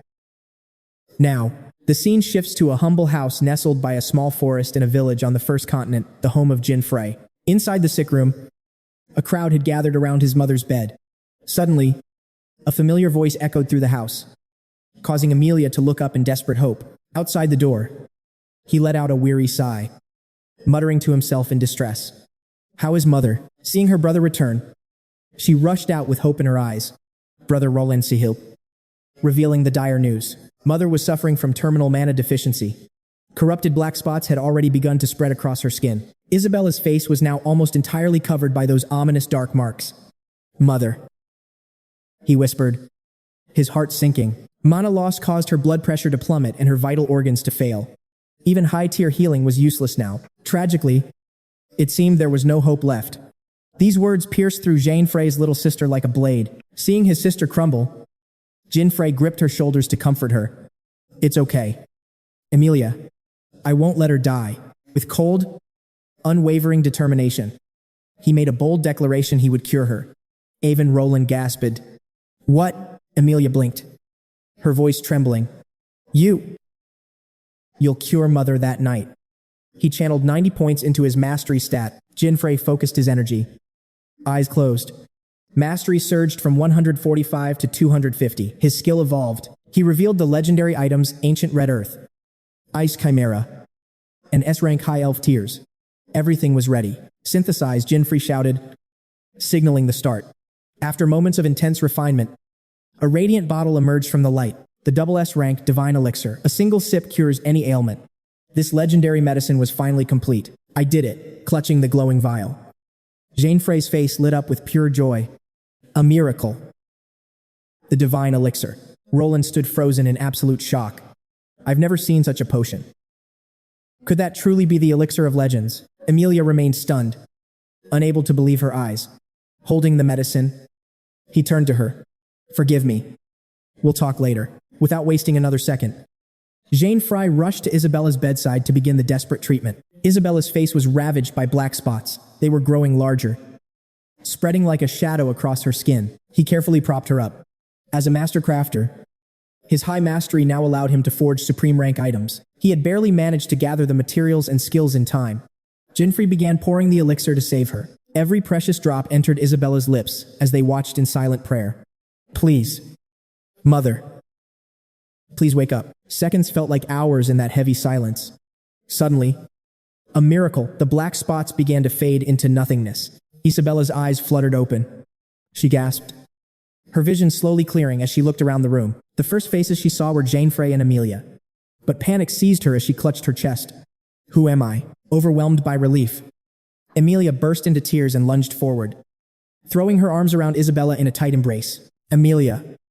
What's happening? Isabella looked confused. Seeing Jein Frey smiling, seeing her restored, his heart filled with happiness. Mother, his voice cracked. How do you feel? Are you all right? His sudden intensity made her stammer in surprise. My health, Isabella struggled to remember. Now that you mention it. I don't think I've ever slept this long. Did something happen? She asked. Amelia complained through her tears. Mother. We were so incredibly worried. Amelia's next words made Isabella jump. If brother hadn't saved you, we might have lost you, she gasped. Asking again. Jein Frey, I was sick. What does that mean? Roland stepped in. It's true. Ma'am, your son's elixir worked. It's a miracle. Every single symptom of the disease has completely vanished from your body. Placing a hand on her shoulder, she stared at him. An elixir, Jein Frey. You didn't become an adventurer, did you? Jein Frey remained calm, turning his head away. Don't worry about that.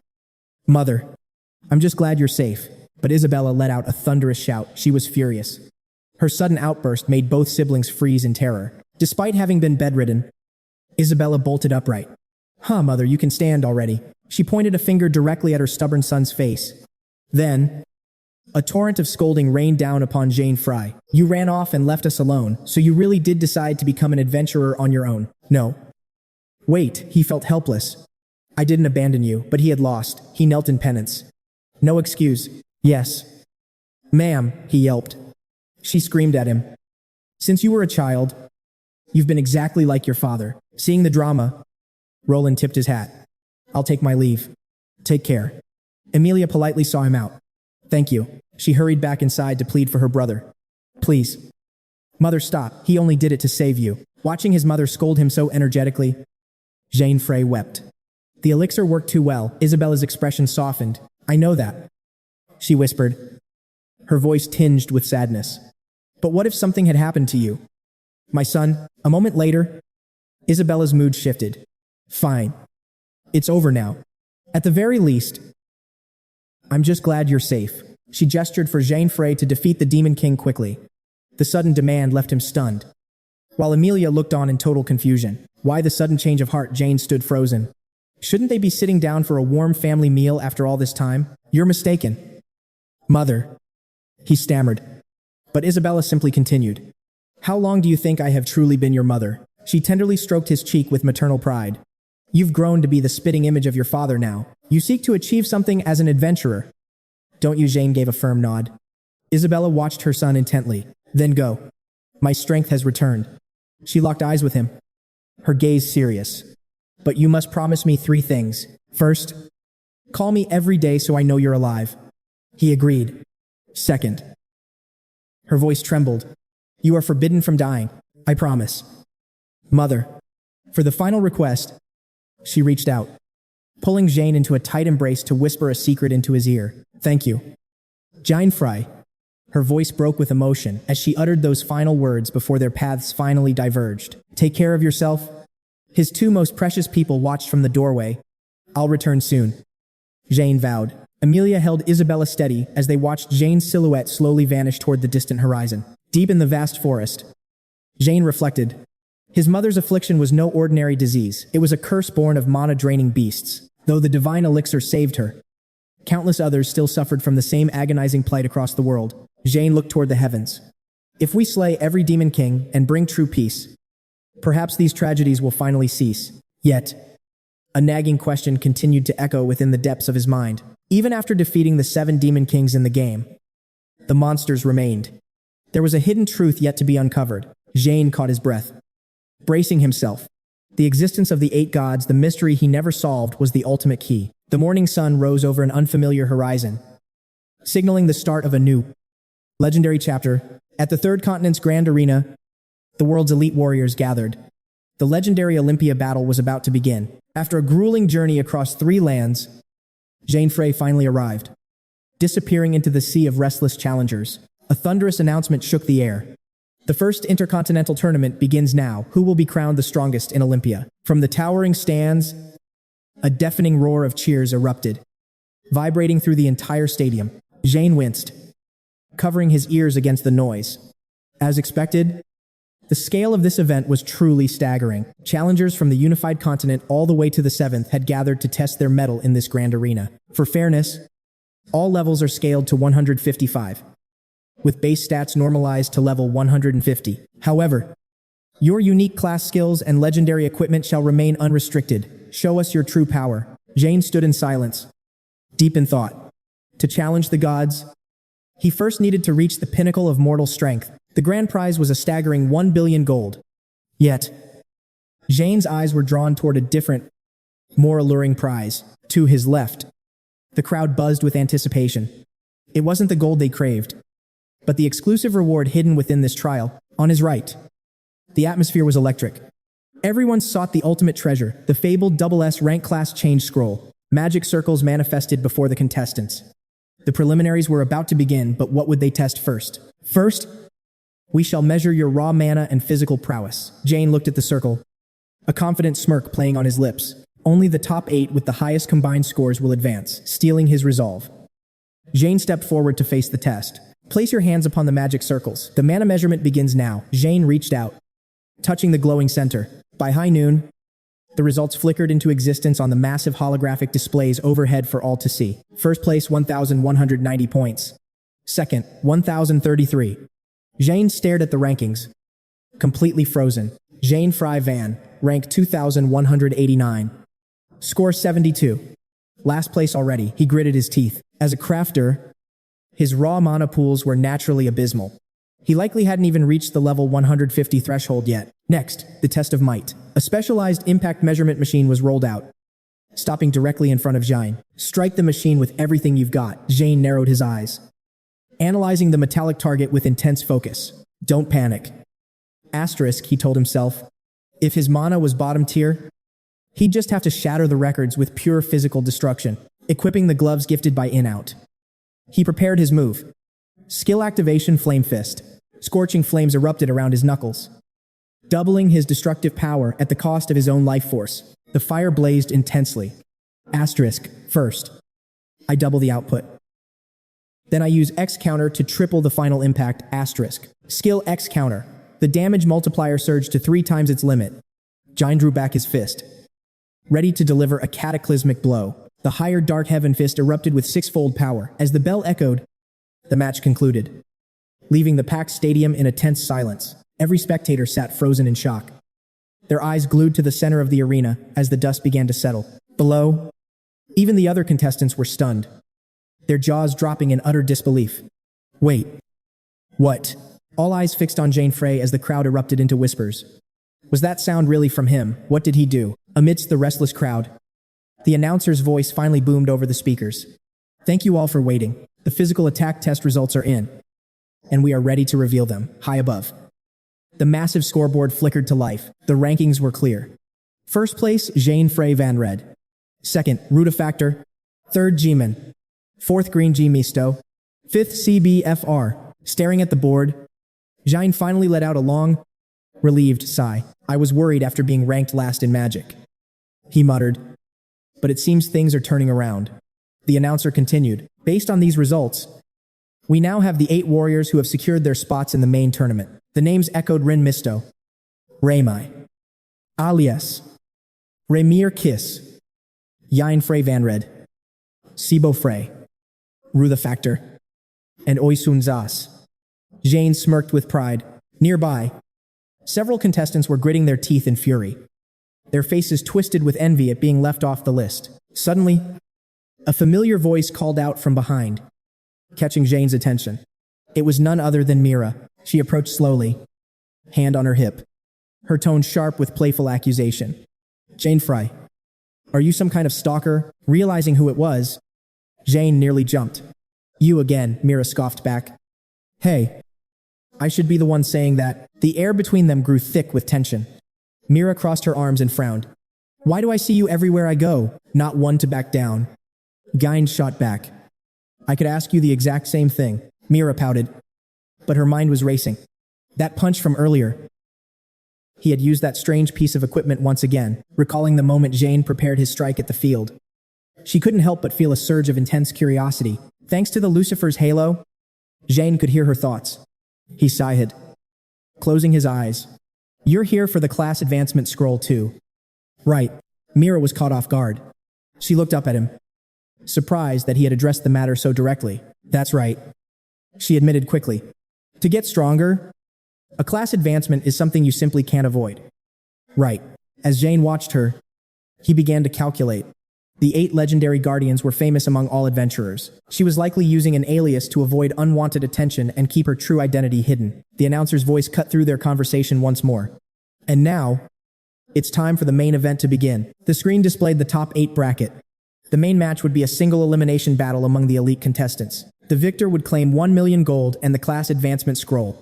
Jein grinned, his interest piqued by the rules. So, winning means we just keep fighting. This is actually starting to look interesting. The program continued.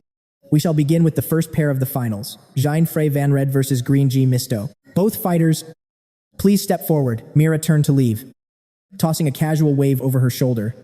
Good luck. Jein watched her figure fade into the crowd, tilting his head slightly. I guess she's not so bad, he whispered. Standing in the arena, Jein ignored the jeering crowd. Look at that scrawny kid. Is he seriously a crafter? How did he even pass the qualifiers? 2 men in the stands argued. Certain the judges had made a massive mistake. And what in the world is that weird thing on his head? They mocked, laughing at his gear. The crowd's roar was so loud that Jein glanced up. Before him stood Green, wearing an incredibly elaborate set of custom armor. The status screen appeared Green Mist, class blacksmith and crafter, position leader of the Silver Demon Guild. The audience buzzed.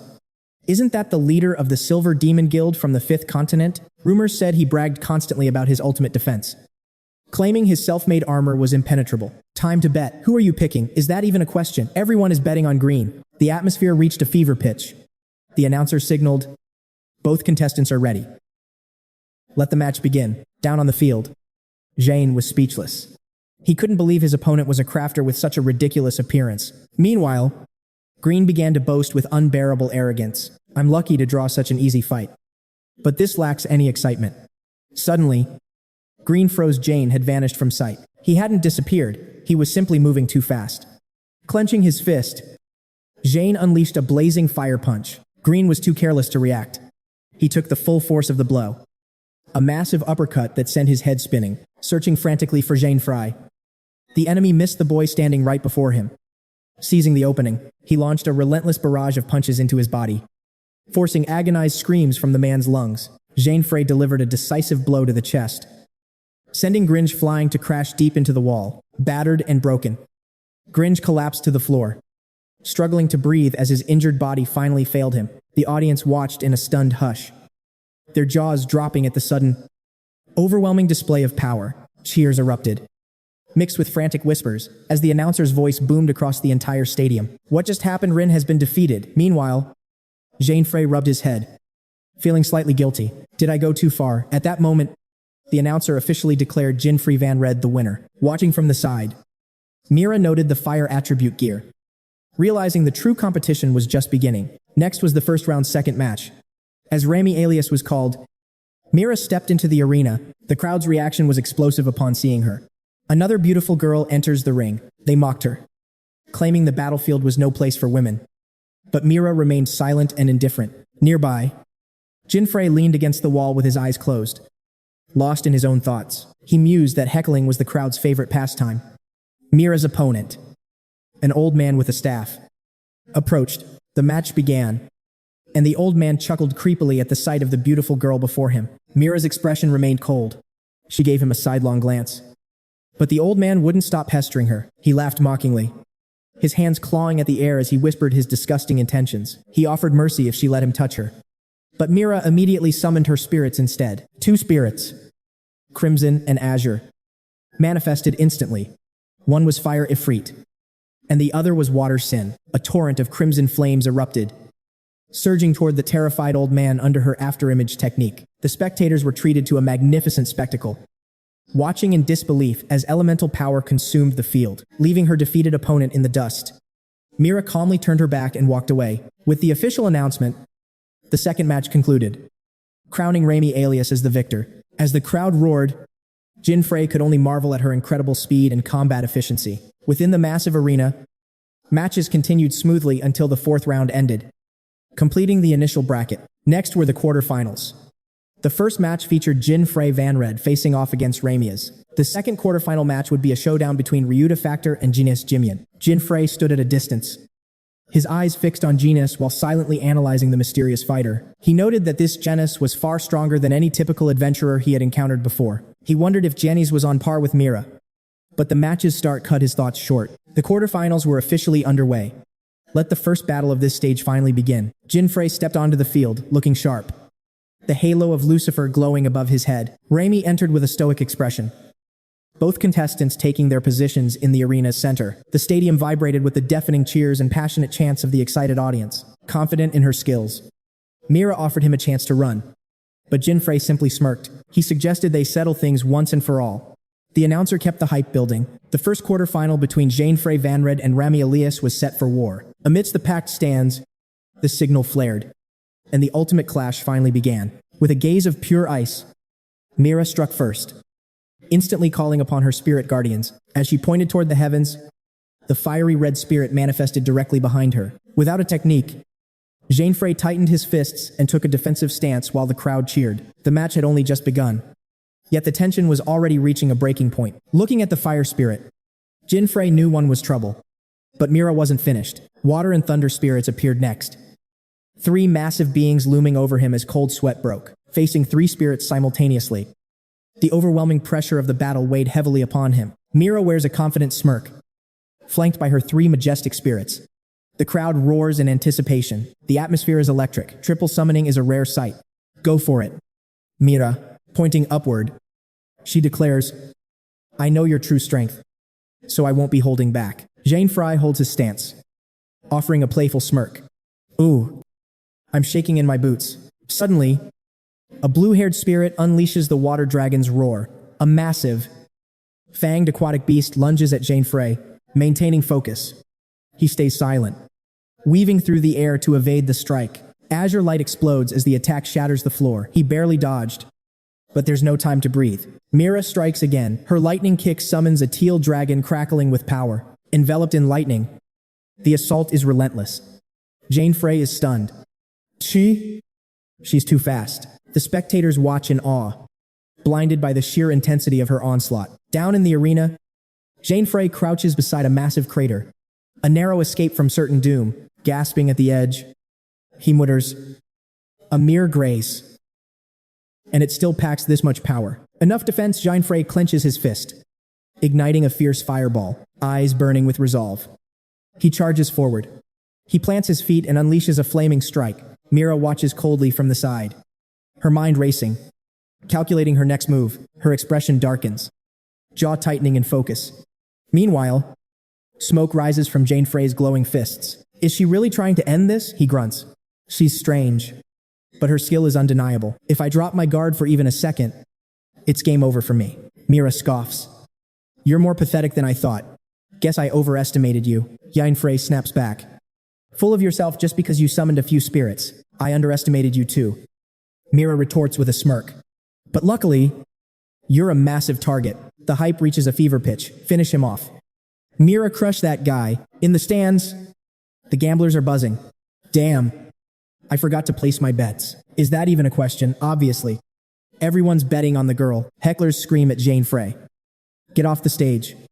Fraud. How much did they pay you to throw this? Go, Mira. Don't let this brat in rags ruin the arena's reputation. This isn't a playground. Jein Frey grits his teeth, fixing the match. Give me a break. Even Mira pities him. The crowd here is notoriously toxic. Poor guy. Her eyes flash with a sly glint. She's planning something. Jein Frey watches her warily. He stays on high alert. Standing before her dragon, Mira declares with absolute certainty, let's end this, Karin. The massive spirit leaps high, its horns crackling with divine lightning, frozen by the impending thunder god's strike. Jein Frey clenches his fists, watching the storm unfold. The lightning god's wrath descends. It bolts toward him, but he dodges just in time. Karin pursues him relentlessly. He bolts forward, only to find the water spirit, Undine, blocking his path. She conjures a massive water sphere. Handling 3 spirits at once is harder than I thought. Sweat beads on his brow, surrounded by spirits. He's left with 0 openings to counterattack. They're pincer attacking him, damn it. These spirits are a real pain in the neck. There's no doubt Mira is the real deal. Looking up, he sees her watching calmly, guarded by her 3rd spirit. A triumphant smirk plays on her lips. She knows she has the upper hand, with Ifrit guarding her. She's untouchable. She realized my fire punch can pierce flames, so she's keeping Ifrit close. Even the audience can see her tactical brilliance. Since he can counter fire, she's keeping Ifrit as a shield. Jein Frey makes a snap decision. Then I'll just go straight for her, in a flash. Jein Frey vanishes into thin air. Mira's heart skips a beat. She freezes, her mind racing. He's gone, in the blink of an eye. Jein Frey teleports right beside her, clenching his fist tight. He unleashed a blazing strike with the speed of a raging storm. A vortex of fire swirling around his hand. The flaming fist drew closer, but Mira's eyes widened with a silent cry. Got you, her icy. Indifferent gaze left Jein Frey completely paralyzed in shock. Suddenly, the system blared, a warning the plan had been exposed. Mira had successfully lured him into a deadly trap, raising her finger toward the heavens with a smug, confident grin. Mira screamed her command, Great Hurricane. Instantly, the spirit Sylphid manifested behind Jein Frey, forming a concentrated sphere of wind. It lunged directly at him. As the spirit came into focus, his eyes widened. A wind spirit, he thought. Realizing Mira must have sacrificed everything to summon her 4th elemental spirit, the packed stadium went silent before the entire crowd rose to their feet as one. A thunderous explosion rocked the arena, leaving every spectator frozen in terror. Cold sweat dripping down their panicked faces. Down on the battlefield, Mira watched the smoke clear. Just as I thought, she mused. There's no way he can stand back up after that. Suddenly, a faint noise caught her ear, forcing her to look toward the source. To her disbelief, the sound was coming from Jein Frey himself. He coughed lightly through the swirling dust. Though it seemed he had been struck by Sylphid's devastating attack, miraculously, he stood perfectly unharmed right before the stunned Mira and her spirit. Ifrit, coughing into his hand, he muttered, That was close. If I hadn't used Windshift in time, that would have been game over for sure. The system screen flashed a notification, Active Skill Windshift. Daily limit 5. Remaining uses 3. Seeing Jein Frey unscathed, Mira grit her teeth in fury. But when did he? Seizing her moment of hesitation, he charged forward with a flaming fist. The battle was far from over. Under Mira's piercing gaze, Jein Frey lunged straight toward her position. Flames roared on his hands as Mira's mind raced. To use a high-level skill like Blink repeatedly was supposed to be impossible. Does this guy have no limits, she wondered, before barking an order to her spirit. Ifrit, attack him now. Even though fire was a poor choice against this opponent, Jein Frey didn't hesitate. It seemed he had a secret gambit in motion. Pressing his lips together, he locked eyes with Ifrit. The spirit mirrored his determination, charging toward him with lethal intent. Their flaming fists collided in midair, sending a violent explosion of sparks flying in every direction. The intense heat quickly dissipated, leaving nothing behind but thin trails of smoke drifting through the air. Watching the clash, Mira scoffed from the sidelines. What a waste. Your fire strikes won't work against a spirit like this. But Jein Frey didn't look discouraged. Instead, he flashed a calm smile. I know, he replied, before lunging back into the fray, unleashing a barrage of futile attacks. After a tense silence, Mira spoke up. No matter how many times you try, it's absolutely useless. Attacks of the same element simply cancel each other out. Surely, you understand that much. Ignoring her warning, Jein Frey tightened his grip on the flames and charged forward once again. As he lunged, he whispered a single command, cancel. Suddenly, the flames vanished, and his hand shifted shape. Mira gasped in confusion, her brow furrowing. What? Before she could react, the formidable centipede sword began to materialize in Jein Frey's hand. This is a poison element weapon, he declared with confidence. It won't be cancelled out so easily. Gripping the hilt with both hands, he sprinted forward and shouted, Melt. The blade began to dissolve into a strange mist of vapor. The system display flashed Skill 3 Melt. The blade liquefies, allowing for absolute fluid control. With a 48-hour cooldown, the liquid metal morphed into a segmented, multi-legged form, like a massive centipede. It coiled around Mira, leaving her in a state of pure panic. What is this thing? A notification pinged centipede durability at 299 out of 1,500. Just one more strike. Jein Frey thought as the weapon lunged at its target. The weapon snapped shut around Mira's body, slithering across her face with terrifying speed. It clamped over her mouth, muffling her as her eyes bulged in shock. Then, with a sudden surge, it hoisted her high into the air. This was the 100-legged Guanyin technique trapped in its crushing embrace. Mira couldn't move an inch, her mind screaming in terror. What is this power? I can't even command my spirits, Mira gasped, her eyes welling with tears from the overwhelming pressure. She struggled desperately to break free, but her feet dangled uselessly in the air, unable to reach the solid ground. A critical alert flashed centipede durability, 9 out of 1,500. Jein Frey's heart skipped a beat. That was close. But I finally did it. Finally. The announcer's voice boomed across the arena. Mira alias is unable to continue. The winner is Jein Frey Van Red. As his victory was declared, Jein Frey couldn't hide his triumph. He let out a soft chuckle, looking up at the cheering crowd. With the battle decided, there was no reason to keep Mira restrained. He whispered, "Cancel," releasing his technique. Released from the centipede's grip, Mira plummeted toward the ground, only to be caught safely in Jein Frey's arms. Breathless and disheveled, she leaned against him in utter exhaustion. The entire stadium fell into a stunned, heavy silence. The spectators surged to their feet to catch a glimpse. Mira spoke softly. "A shame. But it seems I've lost." Jein Frey watched her, arms crossed. "Why so polite all of a sudden?" she replied coolly. "I'm not foolish enough to deny a worthy opponent's strength." Impressed by her blunt honesty, Jein Frey produced a mysterious vial of glowing blue liquid. Under Mira's bewildered gaze, he explained, "Here, drink this. It's a special recovery potion I prepared just for this." Clutching the vial, she watched his retreating figure in silence. Left alone, Mira stared at the potion, her mind racing with thoughts of Jein Frey. With a skill set like that, he was definitely a warrior who could no longer be underestimated. Suddenly, a notification from Lucifer's aura made Jein Frey break into a cold sweat. It warned him that Mira was intensely curious about his equipment. Mira's mind was completely consumed by her own calculations and observations. Illusions, teleportation, fire-imbued strikes, plus that bizarre item skill from before. She had never seen a weapon capable of such fluid transformation. Realizing her excitement was peaking, she clenched her fists and closed her eyes to regain her composure. This is bad. I can't even control my own thrill. Meanwhile, the arena erupted as the second semi-final was announced. Ryuta Factor versus Genesian. Both warriors, please step forward to the center stage. Following the announcer's lead, they descended into the ring. Ryuta smirked, mocking Genis. "I'll bring this pathetic fight to an end in an instant." Genis's expression remained an icy mask as he calmly replied, "I understand. This should be quite entertaining then."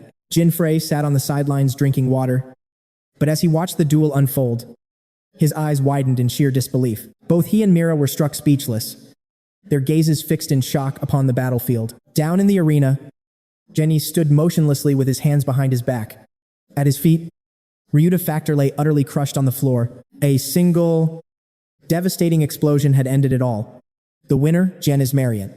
The battle was so blindingly fast that Jein Frey stood there, paralyzed in thought. He immediately activated his divine treasure to analyze Genis's true capabilities. The system revealed his hidden class A high swordsman, the elite evolution of the standard warrior path. Genis narrowed his eyes and pursed his lips as he turned to see Jein Frey. Fists clenched, slowly approaching him. A heavy thought echoed in Jein Frey's mind to win the finals. I'll have to overcome this monster. As expected, he was no ordinary combatant. The announcer's voice boomed, declaring that the two finalists had finally been decided. Jein Frey Van Red, the legendary blacksmith who has delivered one miracle after another. Genis closed his eyes to focus. Opposing him was Genis Shamarian, a warrior of such overwhelming power, he could vanish any foe instantly. This grand tournament has finally reached its climax. Let the final battle begin. Jein Frey Van Red and Genis Marion stepped forward. Seeing him about to enter the final fray, Mira stood by the sidelines with her arms folded. She teased him. "Do your best, but try not to lose your life out there." Jein Frey scowled. "Mind your own business." Internally, he grumbled. "Why is she suddenly looking down on me like that?" He advanced toward the silent Gens. His hands tightened at his sides as he chose a piercing stare over a greeting. Genis opened his eyes, returning the gaze in silence. Following the signal, He turned as his entire body began to radiate a divine light. Are both combatants ready, then? Let the final match begin. With his hair fluttering in the gale, Genis's frozen expression finally broke as he spoke. I shall bury you in a heartbeat. Jein Frey didn't back down, firing back with sarcasm. You look cold on the outside, but you're actually quite the passionate type, aren't you? Mira watched them closely, sensing their powers were evenly matched. She predicted this would be a slow, tactical war of attrition. A faint smirk played on Jin's lips as he raised his hand. Triple Crown skill. Activate. For 3 minutes across 3 rounds. Every single one of your stats will double during each phase. If victory isn't claimed within 3 rounds, the item will vanish forever. Round 1 begins. All stats have doubled. Time remaining 3 minutes. With the skill triggered, Jin felt a surge of absolute confidence. The conditions were simple. Use the first and second skills to dominate. Though his power had reached monstrous levels, failing now would mean a catastrophic loss of his ultimate investment. In round 1, stats double. In round 2, they triple. And by round 3, they quadruple his base strength. But if the enemy still stands after that, the item is lost. He braced himself, facing Jein, who stood ready with his blade. Seeing Jin hesitate to make the first move, Genis refused to wait any longer. He frowned and declared there was no need to waste time. Dying embers, Jin's eyes went wide as Jein lunged, closing the distance in a flash. He unleashed a lethal sword strike toward Jein Frey, who barely managed to evade the blow in time, retreating. He dropped to one knee with one hand braced against the ground, his gaze sharpening as he locked eyes with his foe. Genis wasted no time, launching a relentless barrage of sword strikes.